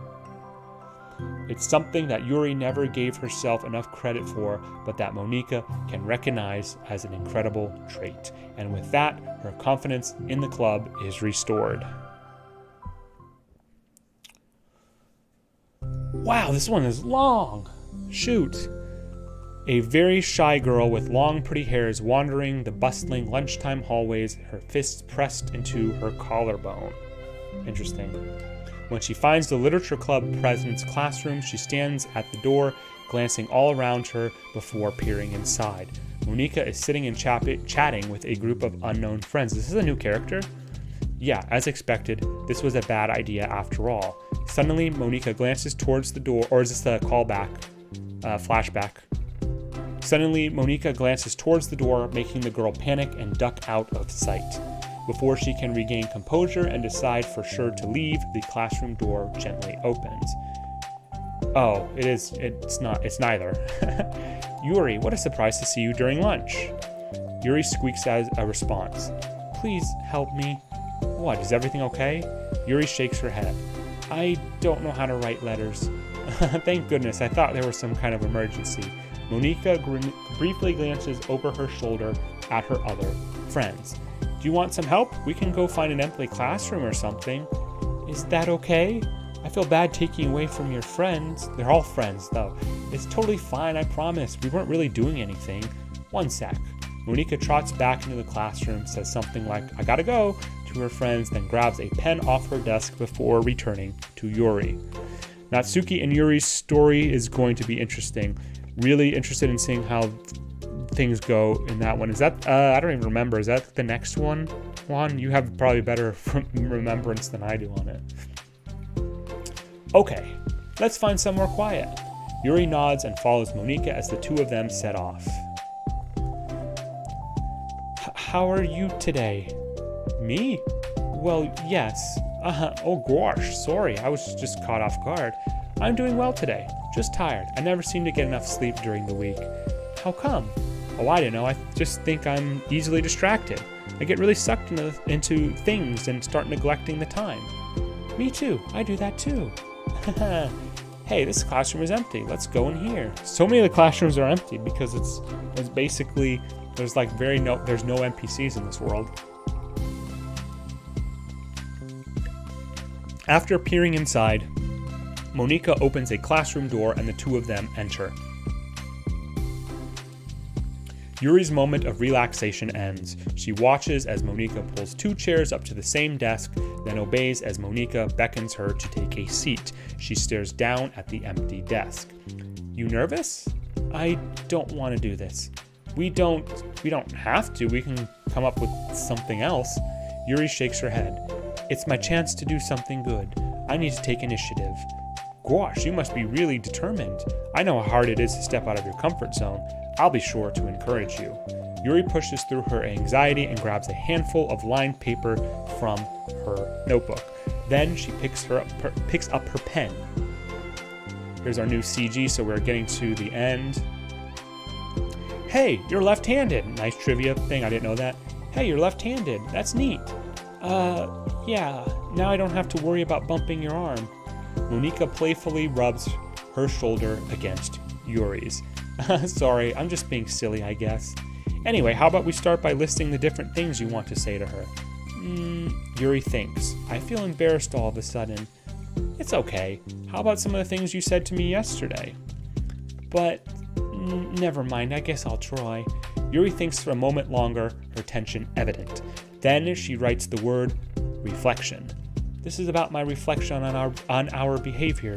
The key question is why we act like this towards each other, but have been able to separately be friends with Sayori and Monika. That's me. Yes, it is. So, Yuri thinks, I've been able to befriend the two of you because you've taken the time to understand my needs and respect my interests. The same goes for Natsuki too. We started off as pretty hostile to each other because I was so worried about getting what I wanted, but she just wanted to be respected more than anything else. Once I stopped making it all about me, she was able to do the same. I want to do that too. So what kind of things do you want to do for her? I want to do the same things for her that I like to receive. I like it when people respond positively to the things I talk about and not just brush me off. I like it when my feelings are taken seriously. And I like when you and Sayori trust that I want to be a good person even when I'm not doing a good job at it. Let's write those things down. Okay, Yuri writes some things down. I think the most important thing to remember here is that Natsuki is feeling vulnerable. So we should make sure that the letter puts her first. It's hard when you're feeling hurt, but it never helps to just tell someone all the things that they are doing wrong. I think first you have to make sure that they know you're ready to respect them and listen to them and admit the things that you feel you could do better. Then finally, you ask what you would like in return. How does that sound for the structure? It could be 3 paragraphs, 1 for each of those points. I like that. My thoughts were so disorganized, I had no idea how to come up with any kind of structure. You're so amazing at these things. Oh, stop. You've done so much more than I have, you know? You spent so much time reflecting and being open-minded. That's the hardest thing for anyone to do. All I'm doing is helping you put it on a piece of paper. So I think you're the amazing one. Monika gives Yuri's hand a quick squeeze, but as she lets go, she's caught by surprise when Yuri curls her fingers to hook Monika's hand in place. For a while, they sit like, so they're holding hands? Monika gives Yuri's hand a quick squeeze, but as she lets go, she's caught by surprise when Yuri curls her fingers to hook Monika's hand in place. Oh, she's kind of catching it with her fingers. For a while, they sit like that in silence, save for the occasional scratching of Yuri's pen against the paper. Yesterday, you told me something that I'm thinking about a lot. What was that? The thing about how feelings aren't right or wrong and that they're just a state of being we need to come to terms with. It made me think about how a person's behavior isn't always just how they decide to be. It's also made up of their past experiences and their insecurities. I think that helps me see the other people as actual people, rather than as insignificant side characters, NPCs, who are out to get me somehow. Is that how you felt about Natsuki? Yuri nods. But in reality, everyone is always trying their best, and everyone wants to be happy. Monika peers over at Yuri's paper, but to her surprise, Yuri pulls it closer, partially covering it with her arm. I have to be able to read it to help you out, you know. It's okay. My thoughts are a lot more organized now after being able to talk to you about it. Monika's really helping out here. Now that I'm actually putting it on paper, I realize I'd prefer others not to read it. Yuri laughs softly to herself, a rare expression. I'm kind of glad to hear that, actually. I somehow keep finding ways to butt into this whole thing. I've done enough damage. But it's also been so wonderful talking about this. I mean, I always thought you were really smart, but Yuri smiles. I will always be terrible at these things. People are just so incomprehensible to me. I'll never get the hang of being one. Yeah, the hang of being one. But listening to you so much has really helped me make sense of some things. So just don't call it damage. Please. Monika gives Yuri a gentle smile. I can't believe I came to this club looking for fantasy geeks and all I got was real friends who value me. Aw, isn't that cute? Is that a joke? Of course it is. I still can't tell with you. Sorry. No, I love it. Please never change. As you wish. Yuri glances at the clock. We're almost out of time. Will you be able to finish? Before the end of the day, probably, but I don't want to come to the club the same day that Natsuki reads it. I'm too shy. I can give it to her instead if you'd like. Yuri nods, as long as you promise not to read it. Of course, I promise. Thank you. Yuri exhales and the two stand up. I'll message you when it's ready. Monika nods. Good luck. I'm here if you need me. Yuri returns a nod and the two depart. I think that's probably the end of that one. Yep. Okay, I'm going to get a quick refill on my beverage. And I think, so we got, I think, 4 more, right? I might speed up a little bit of the reading, but I will be back in just about 2 minutes. 2 minutes, guys. Stand by.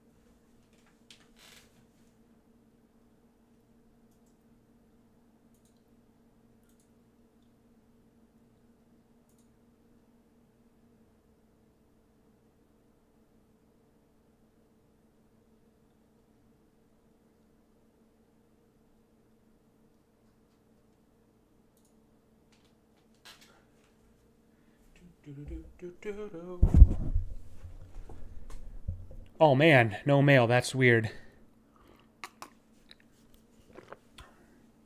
I don't know for a fact, but I think the mail is based on either milestones in the game or possibly related to data collection.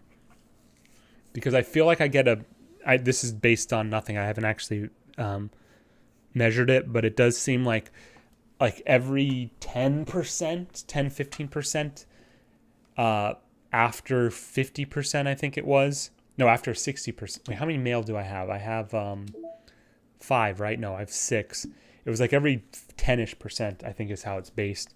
But I don't know that for a fact. Excuse me. But that's just how I seem to have guessed it. Okay, cool. So all the wallpapers are done, it looks like. Poems. I'm missing one poem. I don't know where that one comes from. I don't know. Let's see here. Pictures are finishing up. Have to farm for these. I'll probably do that off stream. And there's their last background. So we're definitely getting towards the end here. Sketches. And again, my promos have not changed whatsoever for a long time. Okay. Still got a little bit more to get through, guys. Everybody doing okay? Bless you. Thank you very much. Yes. Are we doing okay? Is everybody doing all right? I know these have been kind of a little bit... I've enjoyed them. Some of the dialogue can be a little bit of a slog, to be honest, but I've enjoyed them. Although I will say I think they've gotten a little bit weakened. I thought trust, understanding, and respect were pretty good from yesterday. And I thought balance and reflection have been a little weak, to be honest. Maybe it'll redeem itself with self-love. I'm not sure. But this will be interesting for sure, like you were saying there, Juan, because it's going to be oil and water for this one. Self-love. Okay, let's get into it. How are we on time? Just hit 2 hours. 2 hours. Okay. It's only been one. Where's the music? Is there no music? Okay. It's only been 1 day since Yuri's letter was delivered to Natsuki with Monika's help. Because Yuri chose not to attend the club meeting that day, she and Natsuki haven't faced each other since. Although it's only lunchtime, Yuri finds herself anxiously counting the hours until she will need to face the outcome of her efforts, whether good or for bad. And because the passing by of students was making her feel even more anxious, Yuri picked out the most secluded spot she could find to spend her lunch. Because this staircase is under maintenance, no student would have any reason for coming here. It's such a relaxing feeling to have a moment of solitude in the middle of a frantic school day. What are you doing here? I just... Yuri grips her book with enough force to wrinkle the pages beneath the pressure of her thumbs. Well, what are you doing here? I just came to get a drink from the vending machine. The other one is out of the drink I like. Yuri notices Natsuki fidgeting with a few coins between her fingers, so she's being honest. I'm doing fine. You're right, though. Some parts do drag on for a bit. Yeah, and again, I appreciate you being here, Juan, and the rest of the people on YouTube and Twitch. We're getting through it. We're plowing through it. We're getting. I don't care how long this takes. We're getting this done. We're getting the side stories done tonight, even if that leaves me no time to do it's like some of the other data collections. We're getting these done tonight because I can only narrate so much, and I've been doing it for like 5 days. But I've enjoyed it. I hope you guys have kind of enjoyed it as well. Like I said, I know it's a little bit different from what I normally stream or my normal content, but as Doki Doki teaches you, sometimes it's okay to go out of your comfort zone. So, all right. Natsuki nods, avoiding eye contact. Natsuki, also looking away, shuffles over to the vending machine. It's so quiet that every one of her movements seemed to reverberate through the entire stairwell. After far too long, she finally receives her beverage, which she then fidgets in with the place of the coins. It's some kind of iced tea, but instead of leaving right away, Natsuki just stands in place. She glances all around her. It's like way too quiet back here. It's creepy. I mean, that's not what I meant, really. I mean, it's totally cool that it's your thing or whatever. Like, I can see how it suits you, so not because I think you're creepy or anything. I didn't mean that either. You know, I'm just gonna stop talking. That seems like a good idea. It's okay. Everything is okay. Yuri finds herself attempting some words of comfort after hearing Natsuki stammer herself into dejection. Sup, Poochie Rising. How you doing, Snazzy? Good to see you tonight. We need to get have you beaten this. Yes and no. We're going for finishing the achievements and stuff. So in a sense, yes, I've gotten most of the experience. So beaten this in terms of yes, getting through it. Not 100% though, but that's what we're going for. And we're getting. I just said it. Actually, it's probably just about like 2 minutes before you joined. We are getting the narration bits done tonight. I don't care what happens. We're getting these done. You're not... Oh, you don't stream on Tuesdays, right? You back tomorrow? Seemingly in response, Natsuki approaches the base of the staircase and hesitantly sits herself down near Yuri. Well, I can leave if you want. Yuri shakes her head. Natsuki twists the cap off of her drink and takes a sip. Despite receiving Yuri's general permission, Natsuki doesn't say anything more. Yuri continues to read, or at least pretends to. I could do a YouTube of it. A YouTube of what? Did I miss that? Poochie Rising. Oh, no, but I have a separate tab. I kept my word. I have a separate tab over in your stream too, so I'm paying it forward back to you. Thank you. and the two just sit there for a long time. The tension seems to fade a little bit as time passes, even without any words that seems to mean at least something, though it's not clear what that may be. Lunch ends more quickly than expected. Natsuki is the first to stand up with her empty drink bottle. Are you coming today? To the club? Yuri nods. I'm sorry for being so awkward. I'm really bad at talking about this stuff. I just can't for some reason. I don't know why. But I want to, eventually. There's no rush. I promise. Thanks. Me doing horrible on this game. I may start doing video game review. Well, so this game plays itself for the most part. It's really more of the element of game for this is really more of like the experience and like kind of using your brain for some of they're not puzzles per se, but it's how you unlock certain things. But otherwise it sort of plays itself as a visual novel, which is different than what I normally do, but that's fine. It's the next day.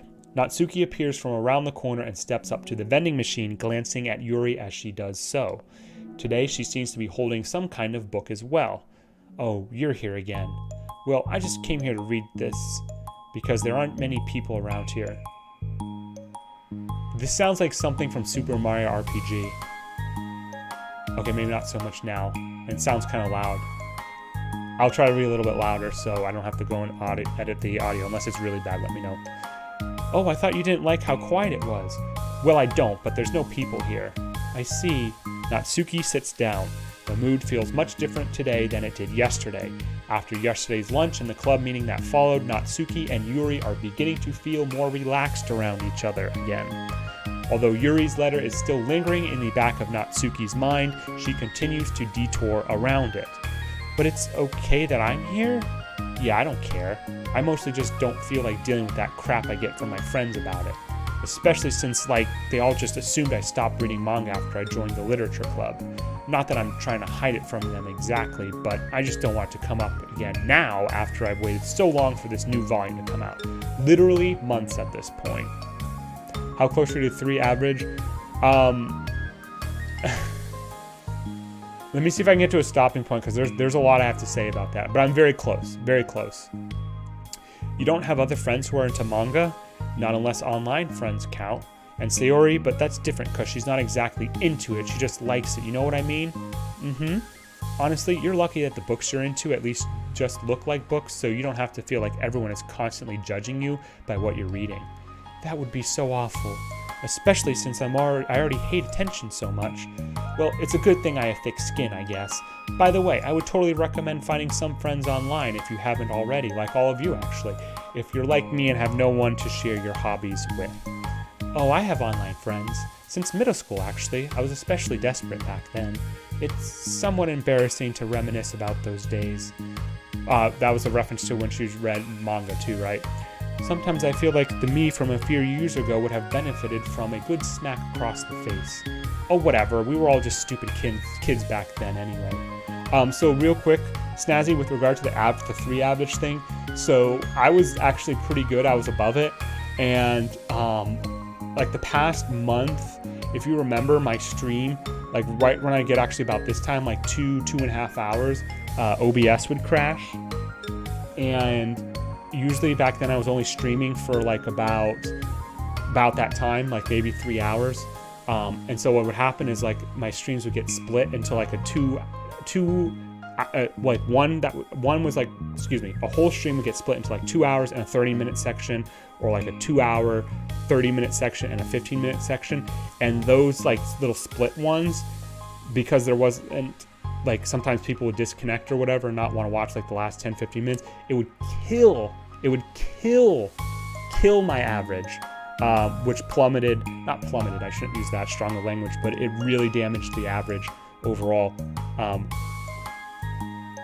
Like there was, like I went like in a solid week, probably down by like 0.4 or 5, even though my overall viewership was actually higher. So that killed it. But right now I think I'm just about that mark. I've actually been getting a lot of good viewership for this, which is awesome. But I'm hoping to probably maybe reach it next week or the week after. I'm not rushing it though. I'm not rushing it. I'm just enjoying it. I'm having fun, right? Having fun. Some of the fanfics I wrote, thank God I used a pseudonym, like HM Rising, but I liked it at the time. I got a lot of fulfillment out of it. And plus, I can look back and say with confidence that I've become a better person since then. So I don't think I would change anything. I wonder if a few years from now we'll think the same thing about our current selves. Probably. That doesn't make you uncomfortable? No, of course not. I don't care what other people think of me, especially someone who doesn't even exist yet. Alright, here. Natsuki raises her hand to her face and forcefully slaps her own cheek. That's me from the future coming to terms with me right now. Also, ow, I didn't mean to do it that hard. Yuri doesn't seem to react. But then, to Natsuki's surprise, Yuri shyly looks the other way before lifting her own arm and doing the same thing to herself, loudly smacking her cheek. She turns red and stares into her lap, but is unable to hide a smile as though it was a really funny joke. Oh, that's what I'm talking about. I didn't know you had it in you. I don't even know why I did that. Maybe I thought it would be funny. Sorry, I keep distracting you. You said you were looking forward to reading, but I keep going on about all this nonsense. I'll let you get to your reading. I was super close at one point and had all my viewers in one stream. It was a nice little edge. Nice, awesome. Yeah. I mean, like I said, my stuff is okay. It's okay. I just got damaged because of that, because of the OBS crashing a couple times. It happened during mostly the Death's Door streams. I don't know if it was stream key related. I'm not sure, but I suspect it was. That might have been the reasoning. But after Twitch did the reset 3 weeks ago, it seemed to have sort of resolved itself. Oh, right. Yeah, I guess I'll do that then. The conversation ends quickly and Natsuki opens her book. The two read silently for the remainder of the lunch hour, but the whole time Yuri feels distracted by a twist of regret over having so abruptly forced the end of their conversation.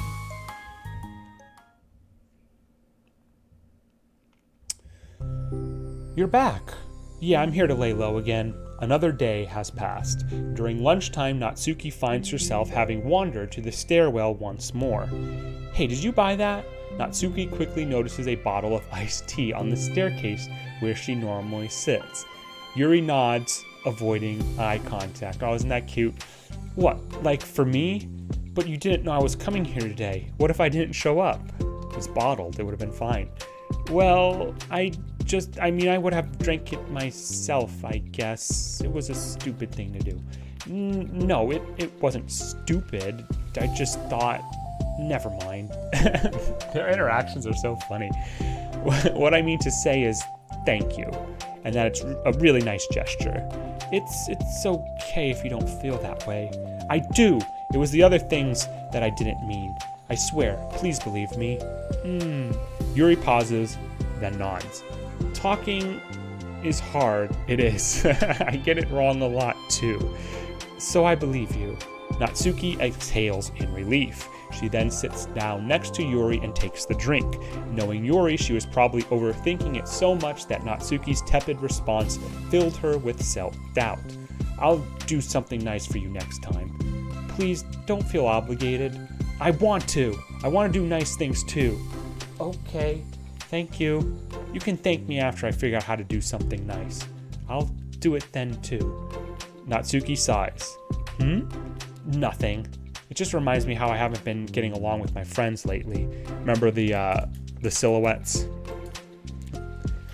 Friend 1 and friend 2. Is that why you've been coming here?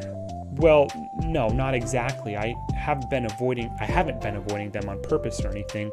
There are just other things I'd rather be doing during lunch lately. Like being around them when we're all just having fun, but they also can't just take anything seriously. So when I'm, feeling serious, then their attitudes just really get on my nerves. It only has gotten worse ever since I joined the literature club. How come? I don't know. I feel like I used to be really good with putting up with it, because it would be so stupid to cause drama over a joke I didn't like or something. but I just have a hard time doing that lately. But it's my fault for being overly sensitive. If I have a problem, I'm not going to demand for everyone around me to change. If they think talking is hard, they should try narrating. Yes, thank you. Yeah, I'm enjoying it. I like narrating, to be honest. I mean, there's just a lot to get through, right? And I appreciate you guys, bearing with me and stuff.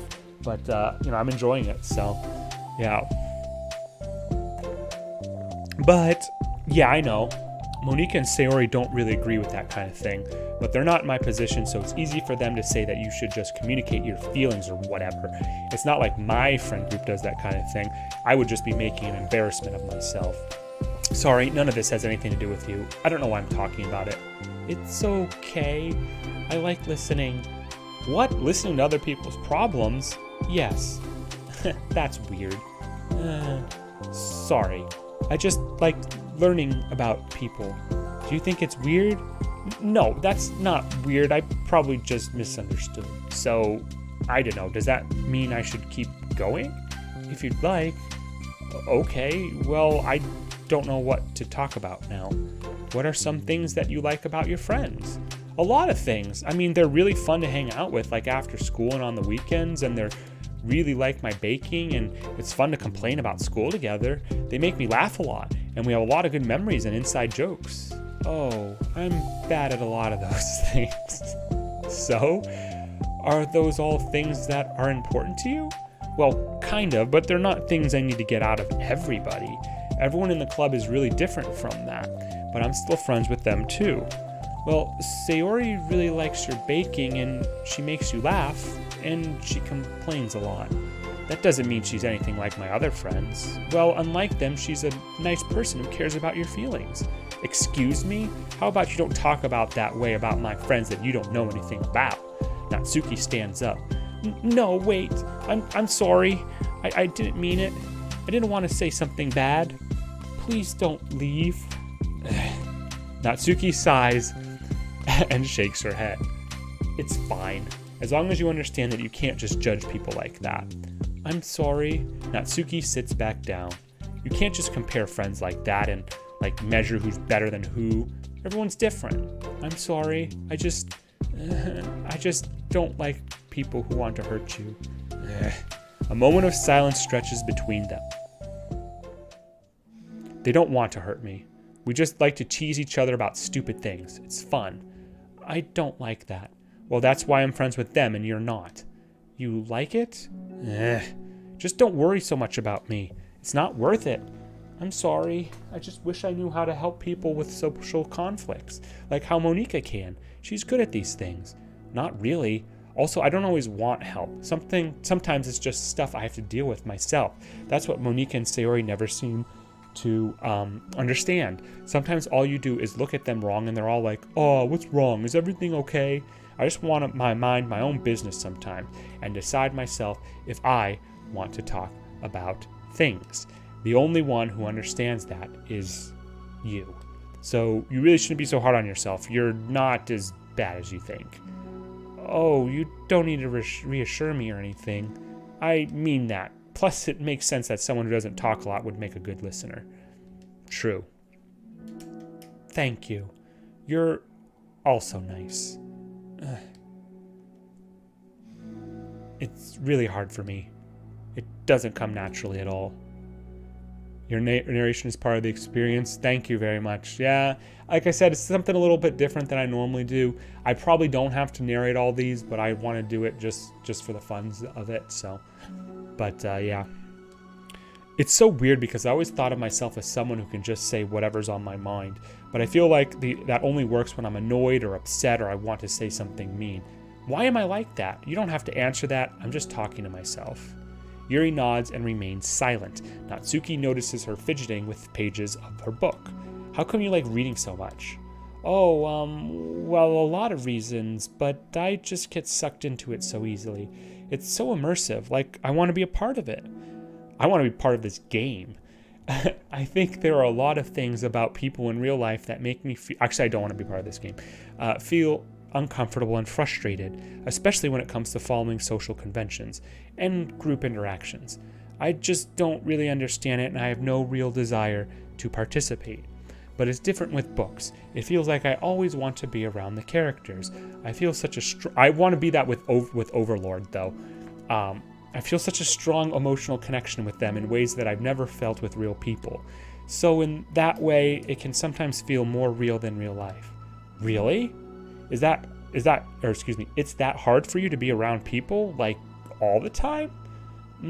Fairly often, especially in group settings. When people are making all kinds of conversation and saying jokes and all of that, I don't know what to do, and I just disengage. Oh, that doesn't get lonely? I don't think so. I can still enjoy spending time with people one-on-one, and I have online friends too, of course. Do you ever wish that you could be friends with the characters in your books? All the time. Sometimes so badly that it makes my heart ache. Yeah. And Natsuki feels that way with her manga, right? Me too. Really? A lot. Like, more than anything. After Natsuki mutters that, silence fills the stairwell once more. But it's a mutual silence.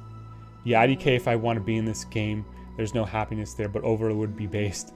Sabrosai, did you pop in and out? Welcome back. Yeah, I wouldn't want to be in this game unless I was like totally oblivious to everything that was horrible about it. But yeah, Overlord would be awesome, especially if you were with Ainz. I wouldn't want to be a regular human, but if I was with the Sorcerer Kingdom for sure. But welcome back. We have a few more to get through with these. I'm hoping it'll be like another.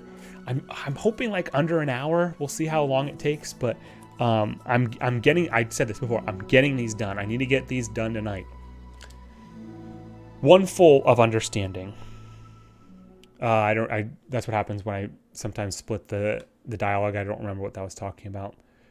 You got mail. Let's Teamwork, I think, is new.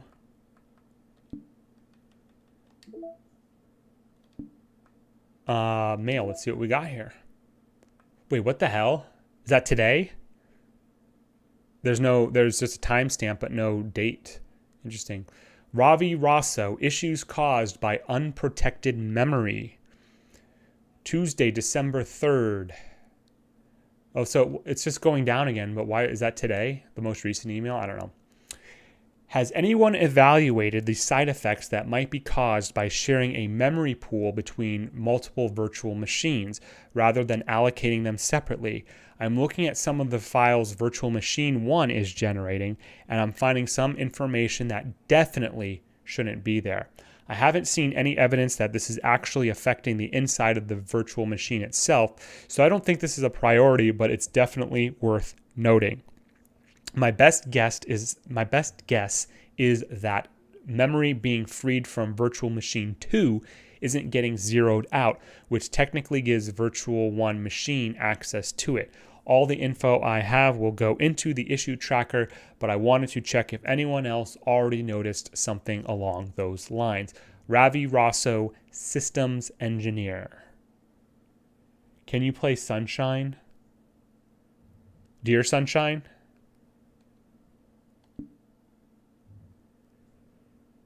That's actually my intro. I changed my intro for this stream because I thought this might be one of the final ones. I want to finish out. How about this? So after I do Self-Love Part 2, there'll be one final one. There'll be one after this. I'll probably need a beverage refill.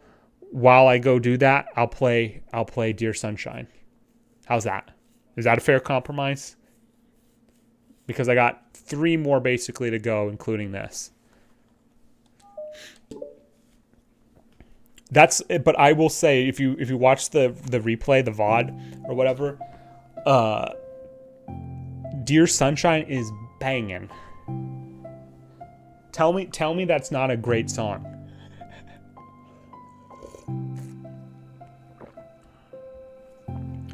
Hey, Oh, hello. I almost thought you weren't coming today. Yeah, well, lunch is already more than halfway over. Natsuki had typically been meeting Yuri in the stairwell much earlier since it had been a good way of dodging her friends when she didn't feel like seeing them. Today, she's holding a large plastic container in both hands. Both hands. I ran into my friends, so I hung out with them for a while. Is that so? Yeah, I was in a good mood today, so I figured I should. I hadn't seen them in a while, which I had to come up with an excuse for, but I expected that. Plus, I have way more of these than I know what to do with, so I figured I would share with them too. As she sits down, Natsuki opens the lid of her container. You made cupcakes. You know it. It's been a while at this point, so I figured it was about time again. You can take one if you want. Yuri takes a cupcake and carefully twirls it between her fingers. I also did the same thing, or my character did. It's brown with dark green frosting, immaculately shaped into a floral pattern and topped with some kind of glittery powder. I just noticed this, but no Sayori or Monika so far. That's true. Yeah, good point. I just realized that as well. Thank you. Yeah. No, they're completely absent from this. They probably show up towards the end, I suspect, but we'll see. How pretty. Kidei. I just ate, so I may not be able to finish it. Are they for the club? Yeah, I guess so. I didn't really think about it. I just made them. I just thought that because green is Monika's favorite color, right? That's her eye color, too. Well, yeah, but that's not really... Yuri takes a small bite. This is green tea flavored. I love green tea. Oh, do you? It was just a random idea I wanted to try, so... Don't laugh at me. I'm not. I just felt happy. Oh, sorry. They still have communication problems. Usually when... Never mind. What I mean is that I'm glad. Sorry for saying dumb things again. I just wanted to do something nice, and this is something I happen to be good at. And I do know that you like them from past experience. Yuri turns red, recalling the time she treated herself rather generously to Natsuki's cupcakes.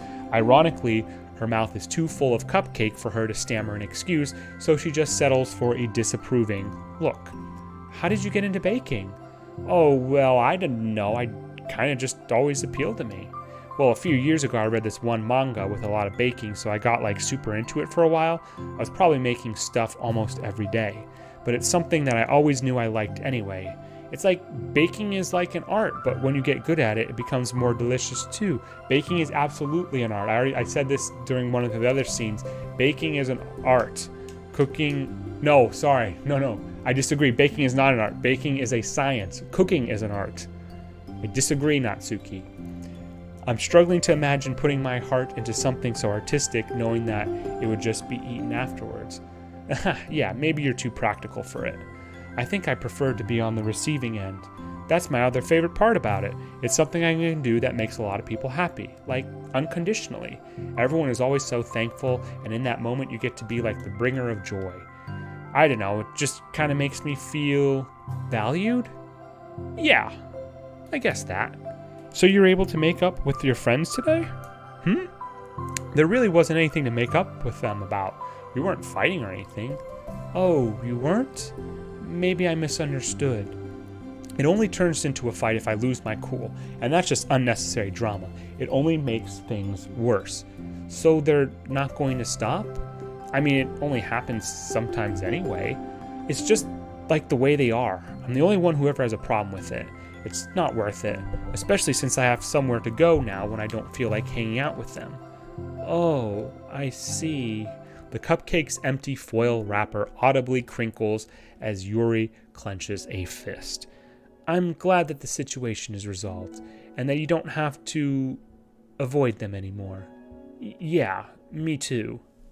And I don't have to bother you during your alone time anymore. I'm sure you have a lot of reading to catch up on. Yeah.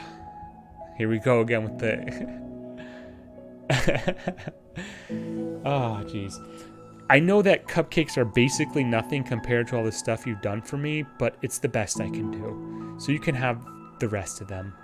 Natsuki grabs the box and slides it over to Yuri's feet. Yuri stares at the box. Then she shakes her head and slides them back. You should save them for your other friends. But I made them for you. Natsuki's voice whines as she protests. I know. And I like them very much. Exactly as you thought. You succeeded. But I know you care about making your other friends happy too. And if this is the way you know how to make them that happen, then I'm not going to take it from you. No, they were for making you happy. You make me happy. You are worth more than cupcakes to some people.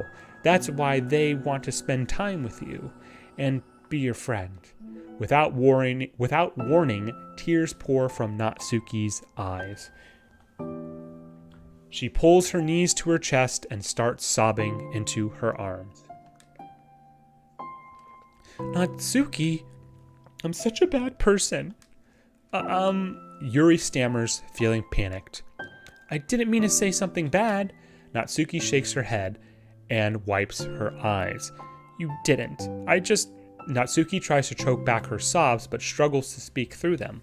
I just really hate myself sometimes, and it feels so wrong when you say those nice things to me. Like I don't deserve it. I'm sorry. No, I am. I'm so difficult, and I can't think of even a single thing about myself that somebody would like. And I hated myself for bothering you during lunch. I just thought it was my chance to be a good person, like to be nice and do the things you wrote about in that letter. I knew if I tried it in the club, Sayori and Monika would be super annoying and make a huge deal out of it. You know, I think a lot of those negative things too about myself. I never felt like a good person. I always scrutinize everything I say, and later I feel like I said all the wrong things. And I just spend so much time thinking about myself, hating myself, and feeling like everyone else must hate me too. So I understand some of that through my own experience. And that's why I wanted to write the letter and express my feelings. It pained me to see those things in someone else that I saw in myself. I feel the story is already improving over the previous ones. Yeah, I agree for sure. This is more of the content I was and the dialogue I was looking for between obviously characters that have two very strained relationships, like Sayori. And even though it was the earliest one, Sayori and Monika don't really have a strained relationship in this world. In the normal world, well, that's another story. But like these two have always had problems. This track is already good. Yeah, it's kind of sad. It's kind of somber. Natsuki sniffles. Yuri rustles through her bag and puts out some tissues, then hands them to Natsuki. Monika told me that it takes a good person to reflect on these things. The desire to improve yourself. That makes you a good person. So don't worry so much. Also, there are things about you that people would like, so... Like what? Like how you're fun for people to be around, and you're not shy, and you know how to make people laugh. And you're very passionate about things, and you know how to take the lead, and you care a lot about other people, and just a lot of things. I found out that Sub Rosa isn't your GF, by the way. Well, again, one of the rules of my channel is to not dox people. So in a roundabout fashion, how did you find that out? You can send it up to me on Discord if you want to. I'm curious. But Sub Rosa is based, regardless. Oh. Well, now you're making me feel really embarrassed. Well, you're the one who asked, and you don't think I feel embarrassed? Natsuki tries to hide a smile. Then she sighs as it fades again. Every time I come here, I always think it's the last time, but then I keep coming back for some reason. Is that bad? Just really confusing. I mean, my friends and I go way back, so ditching them all the time feels like, I don't know. Feels like what? Natsuki's voice gets quiet. Maybe I'm scared that they'll get mad at me. I really don't know what to do. She pauses. Yuri stares into the distance, tracing her eyes along the patterns of the floor tiles while she thinks to herself. Can you explain dox? You mean what doxing is? Is that what you're asking? What would you do, hypothetically, if your friends were happy for you instead of mad at you? Happy for what? Happy that your new club is making you happy. I'm getting the voices mixed up, sorry. Well, that's just not a fair hypothetical. Natsuki says that, but with little confidence in her voice. I always told myself that I don't rely on the approval of others to be happy, and I still feel that way, but I'm spending time with people who put me down whenever I don't have their approval. That's probably what's making me feel so confused, because I'm threatened out of the things that should make me happy. Docs equals reveal who they are, or like, yes, exactly. Basically, docs means like, you know me as Rising or HM Rising. You may know my real name, but don't use my real name, because there's a certain degree of anonymity that's important on the internet, in my opinion, and always has been that way. It's less so nowadays than it was like 20, 25 years ago when I started using the internet. I mean, I'm streaming here, which is like the ultimate irony, right? But there's still a degree of that, right? So no real names, obviously no addresses. Like, you can talk about your job, I guess, if you want. That's kind of your discretion, but obviously just know if you say, oh, I work for company X or whatever, you could potentially, find out who someone is, right? There are sleuths out there who can figure that stuff out very easily. So no matter what, it's like I have to be unhappy to be happy. It's making my head hurt. That must make it really difficult to feel comfortable with yourself. Being made to feel like you're wrong just for being the person you are.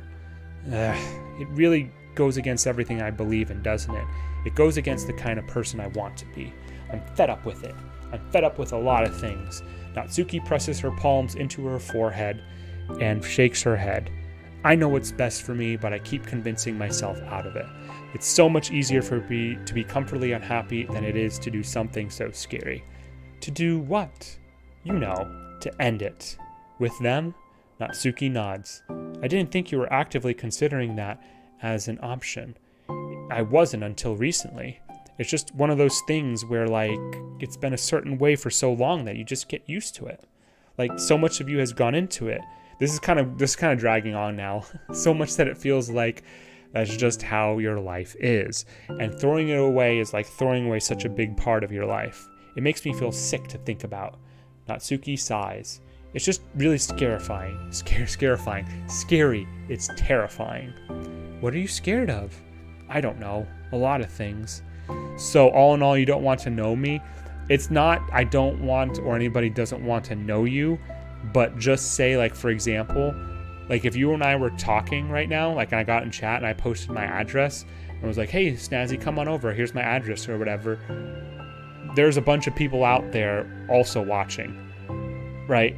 And not to say everybody is a creeper or whatever. Most people are actually very, very cool and want to do that, but you don't know who's watching. That's what it just comes down to. So just, again, try to, keep your private information out there. And again, you don't always know who's watching. Monica is always watching, though. Like being alone, not having anyone to talk to or hang out with, not being able to replace what I have with them, and I don't want them to hate me, and I'm scared they'll hurt me for going against them. Physically? Not physically, but Yuri clenches her fists. Natsuki, what? If anyone thinks to even cause you harm, I will unleash hell upon them. Wow! Natsuki snorts in laughter. Don't laugh at me. Sorry, I liked that. That's all. Oh, well, I meant it. I know you did. Natsuki gives Yuri an endearing look. I needed it. As the conversation lapses, Natsuki again slides her box of cupcakes over to Yuri. Just take them, okay? I don't want other people to have them anymore. Are you sure? Natsuki nods. I'm sure. I will then. I'll enjoy them. Natsuki looks away, but a feeling of warmth spreads through her. She holds on to that feeling, knowing it will give her courage.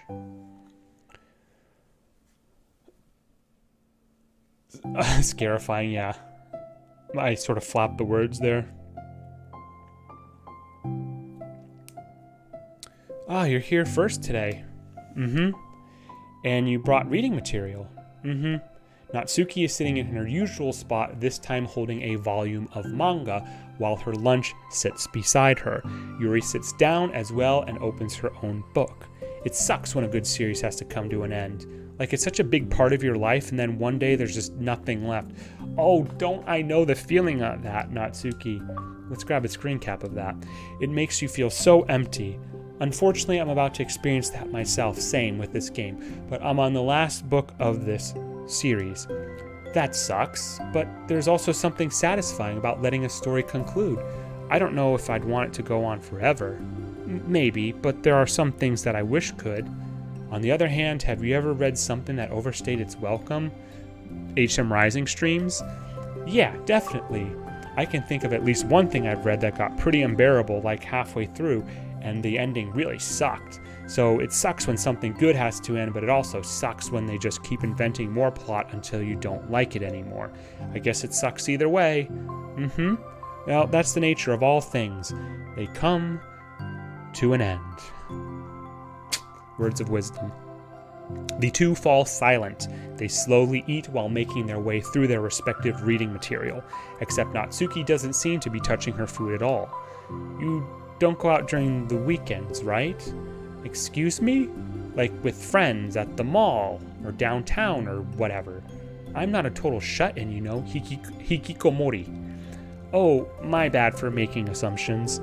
Well, I'm sure I go out less often than other people, like you and the others in the club. I don't really meet with friends and arbitrarily spend time like that. I'm usually meeting with my board game group. Which board game? Board game group? It doesn't matter, it's just more nerdy stuff. Why do you ask anyway?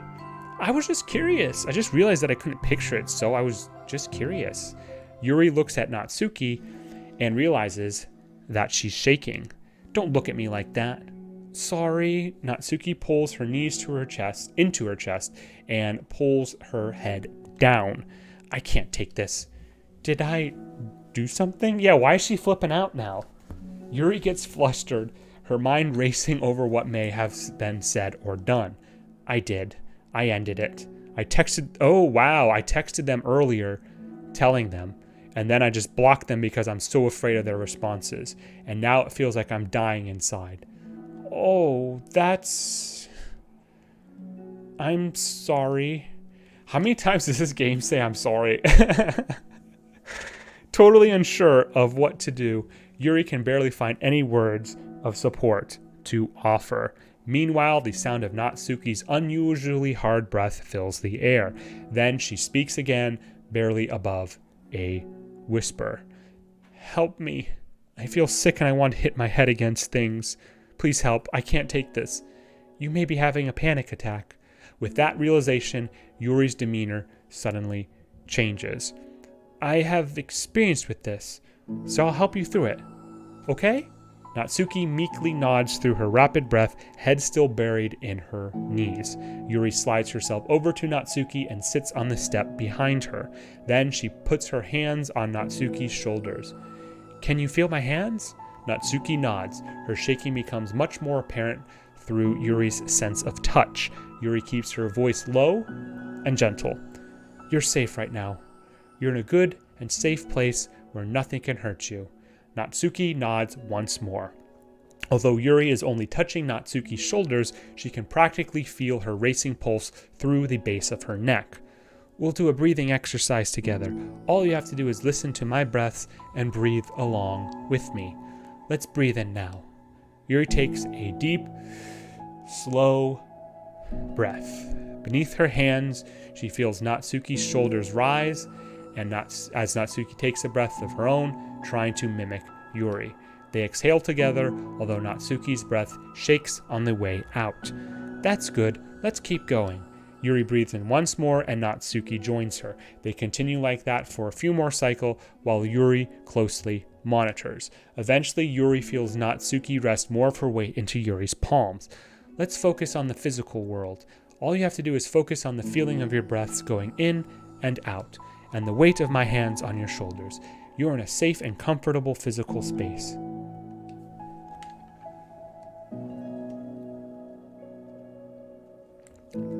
Minutes pass in silence. By now, the worst of it has passed, but Yuri is determined not to move away until Natsuki prompts her to.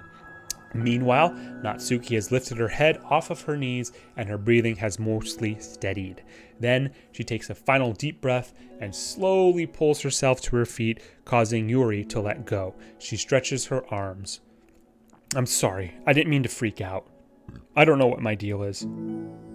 You don't have to apologize. This must be enormously stressful for you. Is that going to keep happening? It may, or it may not. We can take measures to help prevent it in the future, but I think it will naturally get better over time. Natsuki motions to sit back down again, so Yuri moves over. Yuri turns away to pick up her open book from the dusty floor, which she had hastily set down earlier. She brushes the dust off the cover.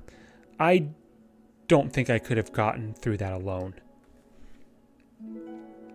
You're not alone. Feeling shy again, Yuri speaks into her own lap. From now on, you don't have to do anything alone. It's going to be the final CG.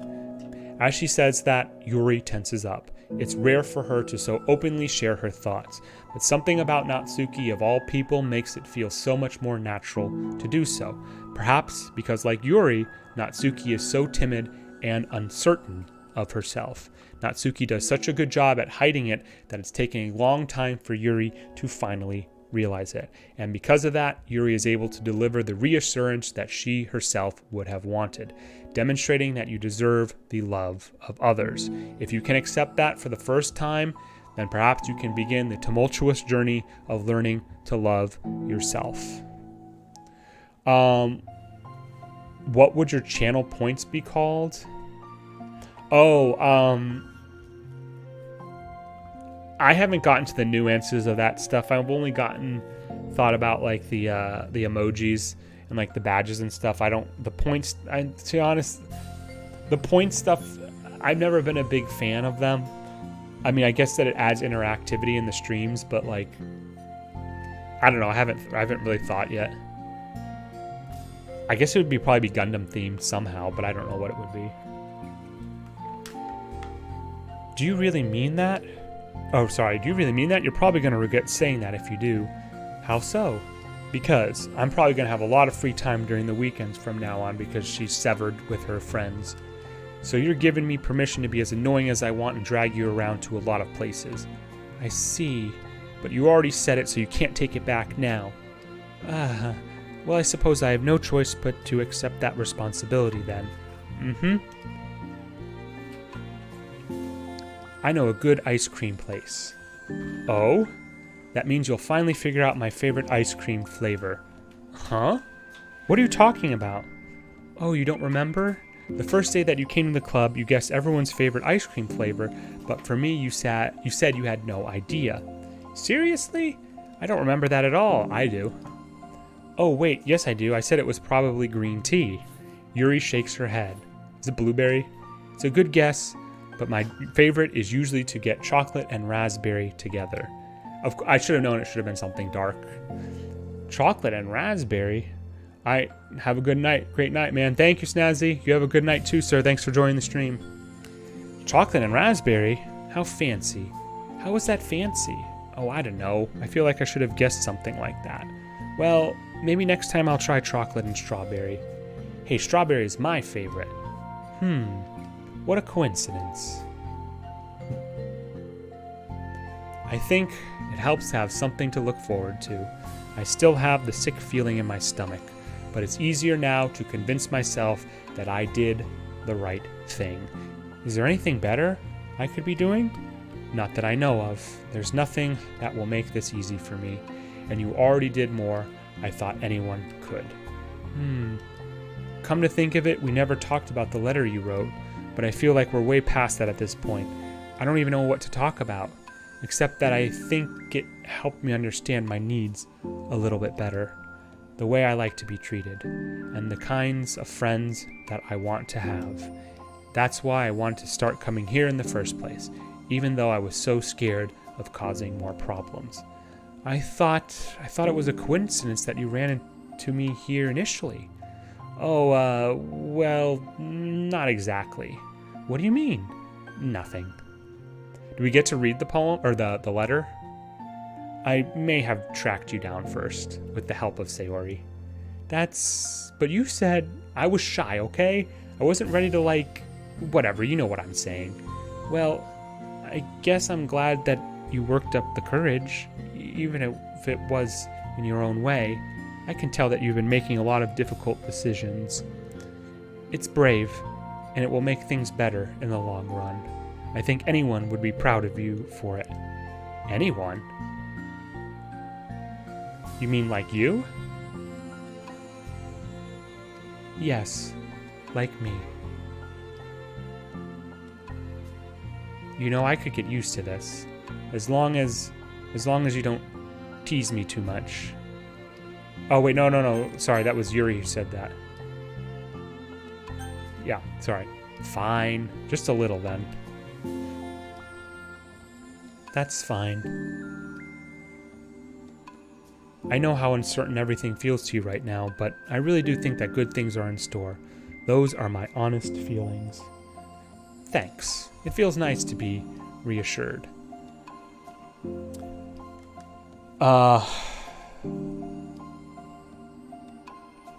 What's your favorite ice cream flavor?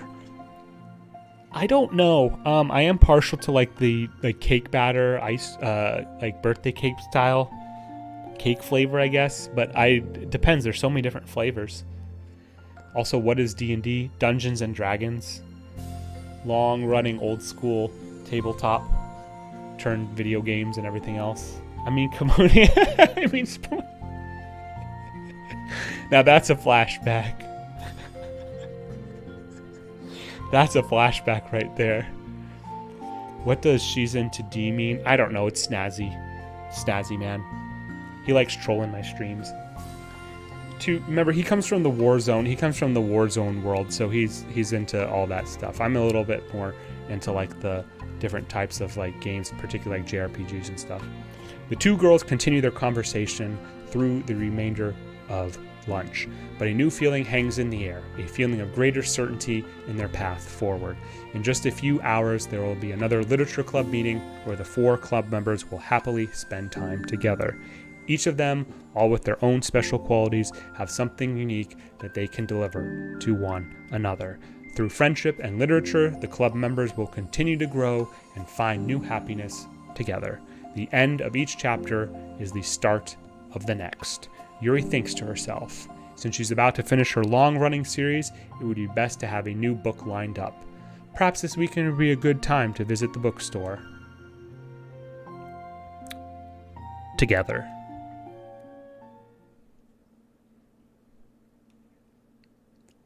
Okay, so let's check here. So it's only one more. I don't know how long this is going to be, though.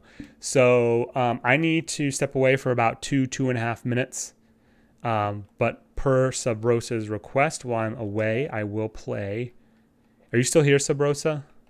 It was Dear Sunshine you wanted, right? I'll give you about 30 seconds. Because I do have to step away for about 2.5 minutes. Let's go. Okay, all right. I'll be back in about 2.5 minutes. And we'll finish with equals when I get back.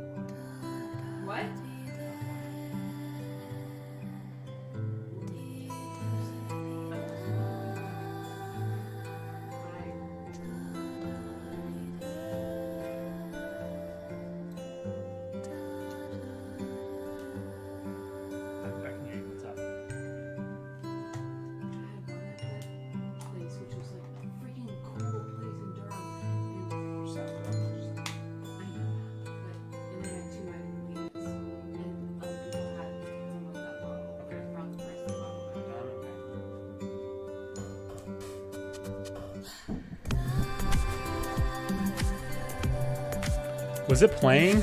Or did it get messed up because the controller dropped for some reason?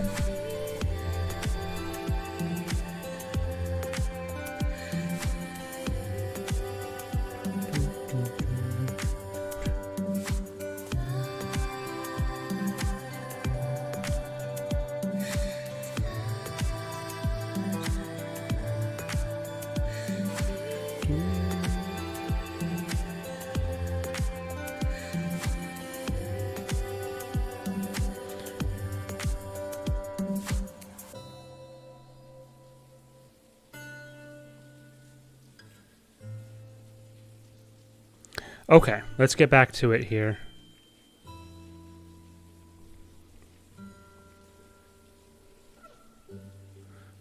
We still got to finish up equals. I'll let this play out. Is that all right?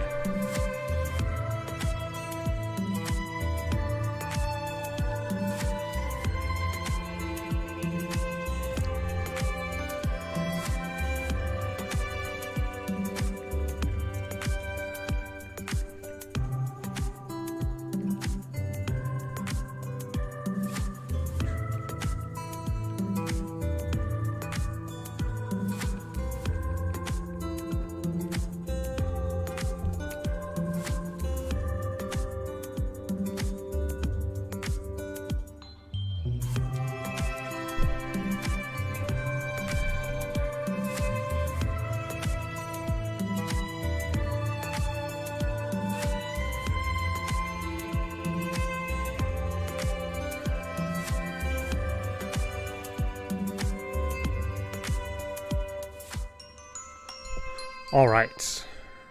Nice little break there. Okay. So, oh, and by the way, this Jason Hayes is the guy who made several World of Warcraft soundtracks. I recognize him most from the Stormwind theme. He made other ones, but that's the one I recognize him in. Okay, guys. So we're just about 3 hours. We have one more to get through, and this will be the last one. Depending how long this takes, I assume it's going to probably be about the same length as the others. We'll probably finish off with that today. I wanted to get a little bit more into finishing out, grabbing some of the pictures that for the data collection, but we'll just we have to pivot, and we'll probably finish tomorrow for sure. Can you make a Spotify playlist? What do you mean exactly? So that'll be for tomorrow. It'll probably be a much shorter stream tomorrow too than we've normally been doing with these Doki Literature Club Plus streams because I just want to finish it out, and I'll give my review. That should probably be about 10 minutes or so. So it'll be short, I suspect. Definitely not as long as we normally have, but that'll be for tomorrow. Anyway, no cart before the horse. Let's get this going. Equals. Let's do this. Wonder how long this one's going to be. Okay.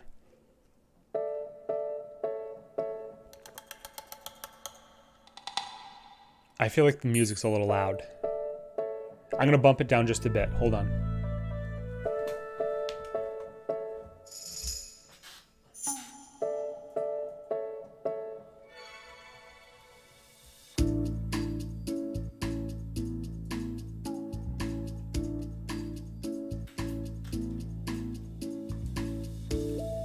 You can love the music, but if you can't hear me, the main attraction, then we have a problem, right? How are we doing? We gotta power through this one. I need to turn my music down though. Yeah, but what about the balance is what I mean. Honey asked, is the balance okay? Is the music too loud? Am I too loud? Beautiful?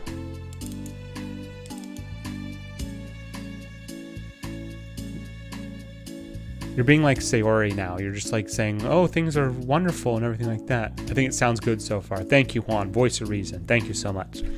Okay, everyone. We're going to be taking a break from the usual activities today. I was thinking since people are starting to talk about the festival, it's a good time for us to go over the general direction of the club and all that. I think it'll help us figure out what to do for the festival, you know?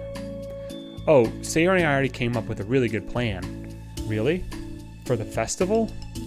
Yeah, so the plan is this, okay? You and Yuri collect information ahead of time on which clubs and classes are doing food booths. Then we take a map and plan the most efficient route so we can get to most of them before the lines get too long. Hey, that has nothing to do with the club. Well, you have to let me finish. All right, fine, go ahead. Right, so basically we get all the food we can, then we come back here and we all eat together. That's all. Wow, I got tricked twice by the same joke. Boo, don't be a hater. It's not like you can come up with anything better. Look, even Yuri was thinking about it. No, I wasn't. I would really prefer to do something literature related. We can eat together anytime. The festival is a unique opportunity. Besides, it's been quite a while since we've seen any new interest in the club. That's very true. Yeah, I was thinking the same thing. We really get a shot at showing people what the literature club is all about. I'll tell you what, we can do both, right? We'll make time for your food mission and still put together a public event. Oh my gosh, yes. I was just joking, but that's a really good idea. All right, well, I'm glad that's settled. I think the question is how to come up with an event that demonstrates everything you can get out of the literature club. Well, that's kind of tough because everyone gets something different out of the club. Very true. Okay, how about this? Let's go around and have each of us talk about what we've gotten out of the club so far. That could really help us figure out what kind of reputation we want to build. Yeah, that's too embarrassing. Aw, but you'd have so much to talk about. That's exactly why. And I'm sure Natsuki feels the same way. Well, maybe I didn't plan on arguing against it or anything. I mean, it's the literature club. We can talk about that stuff together, right? And the only way to get more comfortable with it is to suck it up and do it. Oh, you're not wrong. I'm sorry for being resistant. It's not good to say suck it up because it sounds like their feelings don't matter. Right, my bad. It's just a habit I need to break. So they've all at this point have gotten better with communication, right? Through the many hours of reading the previous side stories. Well, anyway, who's gonna start? I'll start. I was the first to join after all. Wouldn't that be me? No, I want to go first. Fine. You can start. I don't mind. Yay! So, gosh, it feels like so long ago. I think I joined because I wanted to have fun sharing poems with people. It seemed like it would be a safe way to express myself, you know? Like if it's just a poem, then I can share it without feeling like I'm burdening everybody with my problems. And I thought it would be a really good way to get to know other people too. So yeah, I was really surprised when I walked in and it was just Monika. And when she was sleeping. Don't remind me of that. Oh gosh. Yeah, but it seemed like so much fun to help start a new club. Especially since writing helped me so much, I wanted to see it help other people too. But it ended up being me who was inspired, because I remember feeling like Monika was just so sweet and mature and that I could trust her with anything. It made me feel a lot less alone having someone who knew even the bad things about me. And at that point, I knew the literature club was going to be special for a lot of people. Yeah, I felt the same way. It really helped me give the club a more cohesive vision. Yeah, and then Yuri joined, but she was so different from us. This is like a recap now. And Natsuki too. I think for Yuri, it really helped for me to take the lead before she was able to open up a little. But Natsuki was kind of the opposite, where she wasn't ready to get really close to someone really quickly. I never really thought about that sort of thing. I really feel like I've gotten better at understanding people's different needs, and that makes me really happy because my friends are just the most important thing to me, and whatever new members we get, I want to help them in those ways too. I don't think you're getting new members, Sayori. I'm sorry. I don't know if I would have continued coming to this club if it weren't for you. Really? I know it wasn't too long ago, but it hurts to think about my behavior back then. I was really short-sighted. The only reason I came was to find others who were into fantasy. I suppose that was my idea of making friends with people. I don't trust Sayori. Oh my god, you are off. Honey S 2015, you are off your game tonight. And I remember feeling uncomfortable because you and I have such different energy. Sayori is like the most genuine of all of them. I had such a specific idea of the kind of person I could be friends with, so when Sayori tried so hard to get to know me, I felt like I was just wasting her time. I think I was naive to assume that similar interests were the key component of friendship. Sayori and I were able to be friends because she always thinks about the needs of other people. That's something I never knew how to do, or even thought to do. But I stayed in the club thanks to that, and I started trying as hard as I could to understand people better. You really went above and beyond when it came to that. I was just super impressed. Well, I always hated that I didn't know how to behave like a person who is easily liked by others, like the two of you can, and because of that, I spent so much time thinking about my own behavior and all the wrong things I said. But the whole time, I should have been thinking about the other people instead, not myself. Once I started doing that, I was able to make friends with everyone else. Oh, also, I discovered that sometimes I'm a better communicator when I take the time to write rather than speak. It's so strange the way things turned out. It's so far different from anything I ever would have expected. But I'm happy. I suppose we don't always know what we really need. Oh my gosh, you're so cute that I'm going to throw up. Oh God. Natsuki does that. Regarding, say, Yuri at one point. Okay, please don't do that, Sayori. Besides, I'm not cute. Hey, isn't that my line? Oh, well, for me it's actually true, so... What are you saying? Nothing? I finished my part, so somebody else take their turn. My heart! Sayori takes some deep breaths. Okay, fine, I'll go. Yuri, I still can't believe you were complaining about doing this, and still went before me. What a show-off. I don't trust any of these. I only trust myself. Monika, I'm coming for you. Okay. Alright, slow your roll a little bit there. I was just following up on Sayori. It was the easiest way to get it over with. Besides, you left out the most important thing that you can get out of this club. I did? Yeah, a regular supply of your favorite cupcakes. Oh no, I forgot that too. I'm a traitor to the cupcake queen. Neither of you are forgiven. Looks like only Monika will be getting cupcakes next time. No! I can't eat that many cupcakes. Yeah, true. Only Yuri can. Hey. Alright. Well, anyway, I'm just putting off talking. It's kind of hard to talk about this stuff. But I guess what it comes down to is that I'm in a much better place mentally than it was when I first joined. And that's because everyone helped me realize that I had some really toxic friendships going on outside the club, which isn't talked about at all in the normal playthrough, as to my recollection. It was honestly a really painful thing to go through. Having to cut them out. It still hurts to think about. I'm sorry, Natsuki. It's fine. I knew it was for the best, and I was right. I guess for me, it's about feelings. It's all about feelings. I was only ever ridiculed for having feelings, so I thought the right thing to do was just to ignore them. It took me a really long time to realize that it's not really how things are supposed to work. And I guess that's thanks to everyone who took the time to respect my feelings, even when I was being like the biggest jerk. I'm really sorry for being such a jerk to everyone. I was really the worst. Natsuki's voice chokes a little. We love you, Natsuki. I just hate that I was like that. But you've grown, right? You're different now. Everyone did so much for me, and I could never do anything in return. That's not true. Natsuki, you've done a lot more than you think. This club really wouldn't have been the same without you. I mean that. Remember how judgmental I was when you first showed up? Not really. It was like I couldn't accept anything other than my own idea of what a literature club was supposed to be. Apparently, that was more important to me than the opportunity to bring you some happiness. You really taught me that anything that makes someone happy is worthy of respect. You even inspired me to start playing piano. That's something that means a whole lot to me. So there's no need to put yourself down. Okay. Natsuki wipes her eyes. You helped me a lot too. It's so much fun to have you around. And you helped me become a better person. Having a problem doesn't make you needy or inconvenient. It means that there's something that needs to be better for you, and you always deserve that. I agree. Seeing us have some of the same struggles made me a better person as well.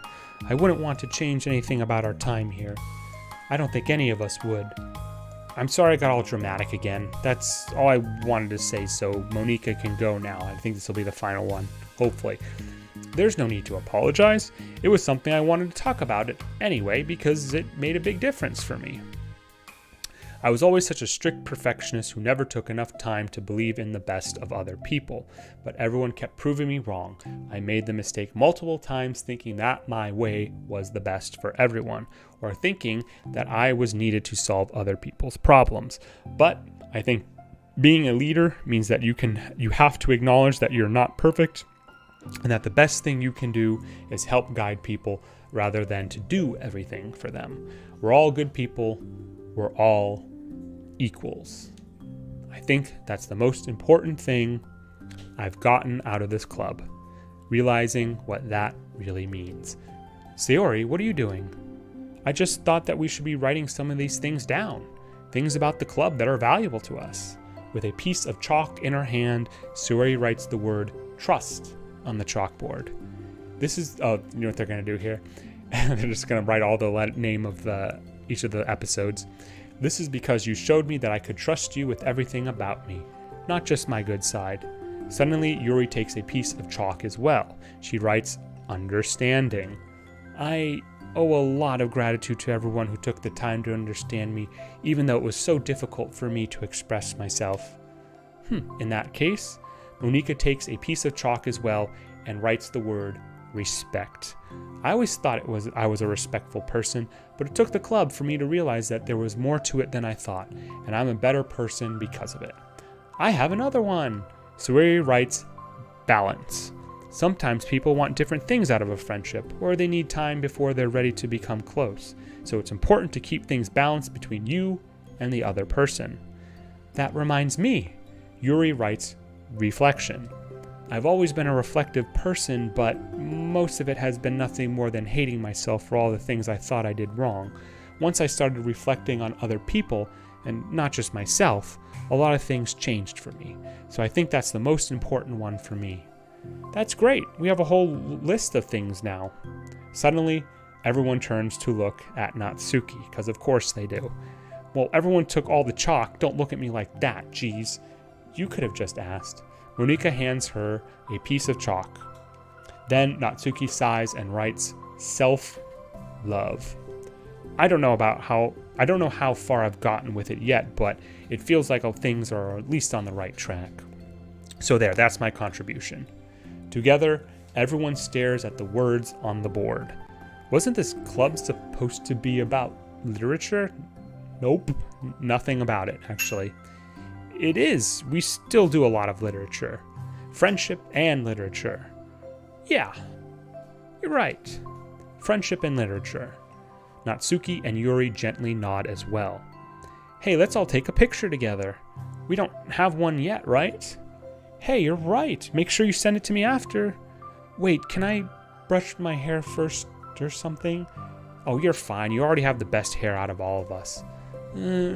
Everyone get together. I can't fit you all in. Okay, everyone ready? And...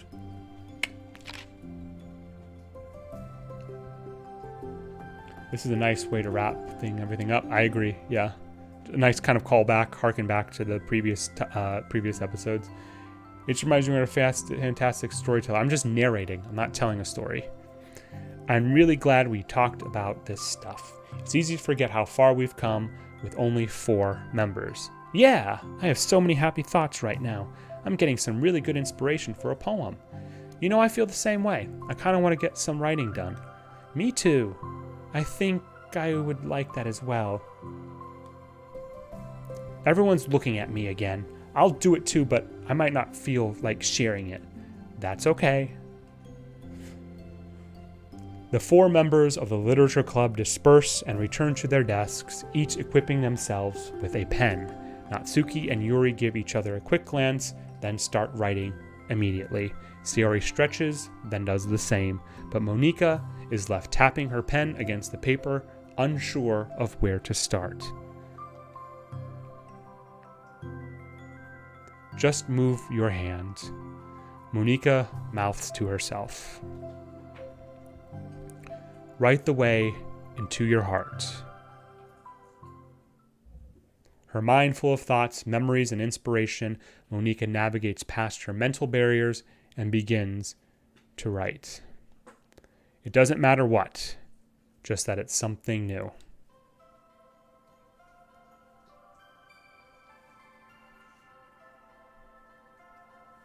That would have been a nice note to... Oh, I think it's ending right now.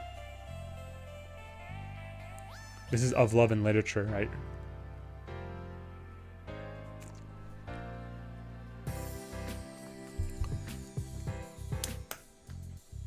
The name of the song is Of Love and Literature, I think is the name of the soundtrack, is what I'm referencing. So, I don't really want to talk over the music because I do like the music. I'll try to keep it quick. You know, for side stories, I think they're fine. They were a little redundant, obviously, in some cases.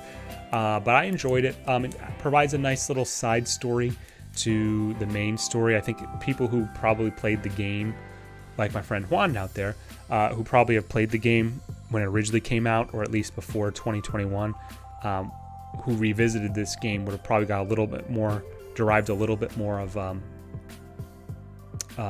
value out of them. Not to say I didn't like them, but I mean, they're just basically kind of like a what if scenario, right? Like, what if, you know, everybody got along, right?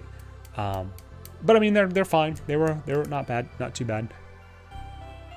So yeah, I do like the new CG art though. They are nice.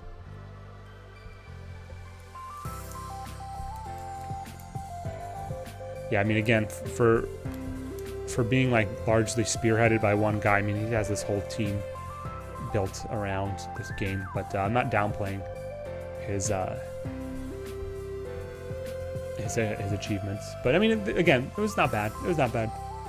I just feel like if they cut down a little bit on some of the dialogue, it would have been really nice. Like, they probably could have cut off, like, because most of those episodes, I think, were about 20 minutes of me narrating. If you read them, you could probably... Thank you, dear player, for enjoying our story of friendship and literature. Made with Love by Team Salvato. Serenity Forge. And here's their picture. Very nice. They're all happy. They don't know the pains of the other world. I don't think they do, at least. Friendship and literature. Finish all the side stories. Cool. All right. So we're just going to start wrapping up here soon, guys. I'm going to go through...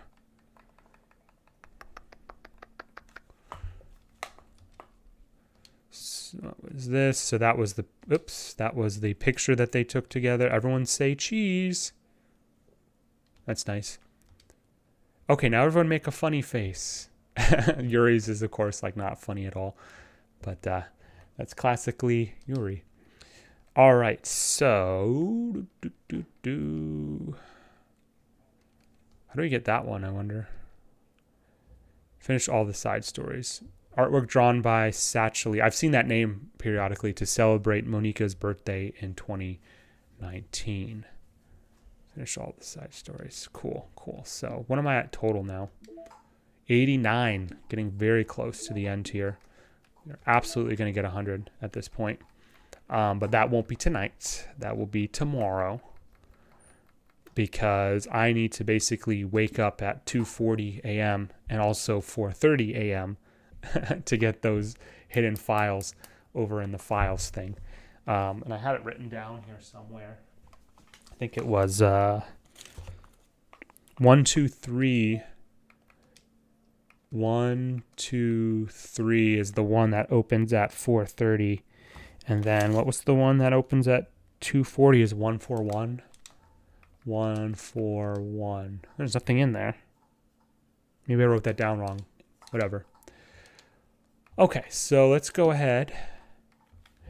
And you can do PM for what it's worth. Private message? What do you mean? What's PM? Oh, post meridian. Yes. Well, 4:30 is going to still be kind of a pain because I won't be in front of my Xbox usually. Got it. Yeah, I gotcha. Thank you. Yeah. So, yeah, so I'll go ahead and I'm going to play a track here while I'm talking, but I'm not going to do Dear Sunshine because we're going to be taken out with Dear Sunshine. We just gotta. I changed it to also the outro too, which we'll see in just a few minutes here. Let's do. What's a good one? Kind of talk to in the background. Dreams of. No, doesn't really make a difference. I'll just do Daijobu, which was what I swapped for. Wait for what?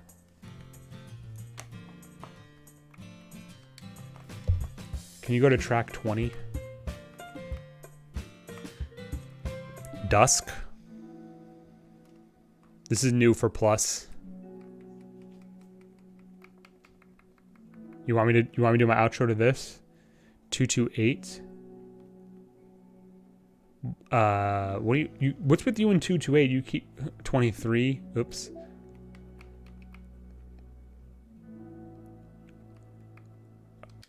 Hug Energy.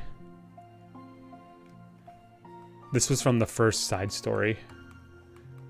Oh, 23. That's 22. Sorry. This is what just played. Stories of Friendship and Literature. Because the outro, I changed the outro background music to Dear Sunshine for just the little bit. We're doing this anyway. I don't care. I gotta do my outro. I'm losing viewers. Okay. So, what did we get done tonight? We got all the rest of the side stories done. It was a lot. It was a lot. But I'm very, very thankful and very, very appreciative that you all stuck by tonight. I, of course, want to give shout out to Sabrosa, Honeyest 2015, Juan, DDG over at YouTube. You guys are wonderful as usual and have been so consistent with the support. I'm so grateful. Thank you, thank you, thank you. Thank you, thank you, thank you so much, you guys, for showing here up on the stream. So we're basically at this point really at the tail end of this game. I mean, as you saw, about 89% of the data collection. I think once you get the 100%, that's basically like the capstone achievement and back basically at the capstone. So for tomorrow, what I do plan to do is do some cleanup. Maybe we can get that final good ending or bad ending, or not bad ending, but like better ending or whatever. Hey, bro, says D-Chess. Hey, D-Chess, how you doing? No problem. It's always fun getting to watch. Well, no, you've been so awesome, Juan. So thank you. From me to you, thank you so much for being here. I really enjoy you actually, like, you know a lot about the game and you've been contributing. It's been awesome. So thank you very much. Really enjoy having you here, and as do the other chatters. So thank you. But what was I saying here? So yeah, so tomorrow we'll probably try to do a cleanup here and finish off with the good ending or the best ending. I know how to get it. I don't know what's in it. I hope it's actually worthwhile. We'll see what happens. But we will be back tomorrow, 8 p.m. Eastern, thereabouts, and finishing off this game that puts us at just about a week total time, which will be what it is. So kind of a sad moment, right? But because I really have enjoyed this game, and I'll give my review too once we do that. But tomorrow will probably be the final stream for that. So, guys and gals, it has been an amazing stream. Thank you so much. We will see you again, like I said, back here tomorrow at 8 p.m. Eastern for finishing up Doki Doki Literature Club Plus.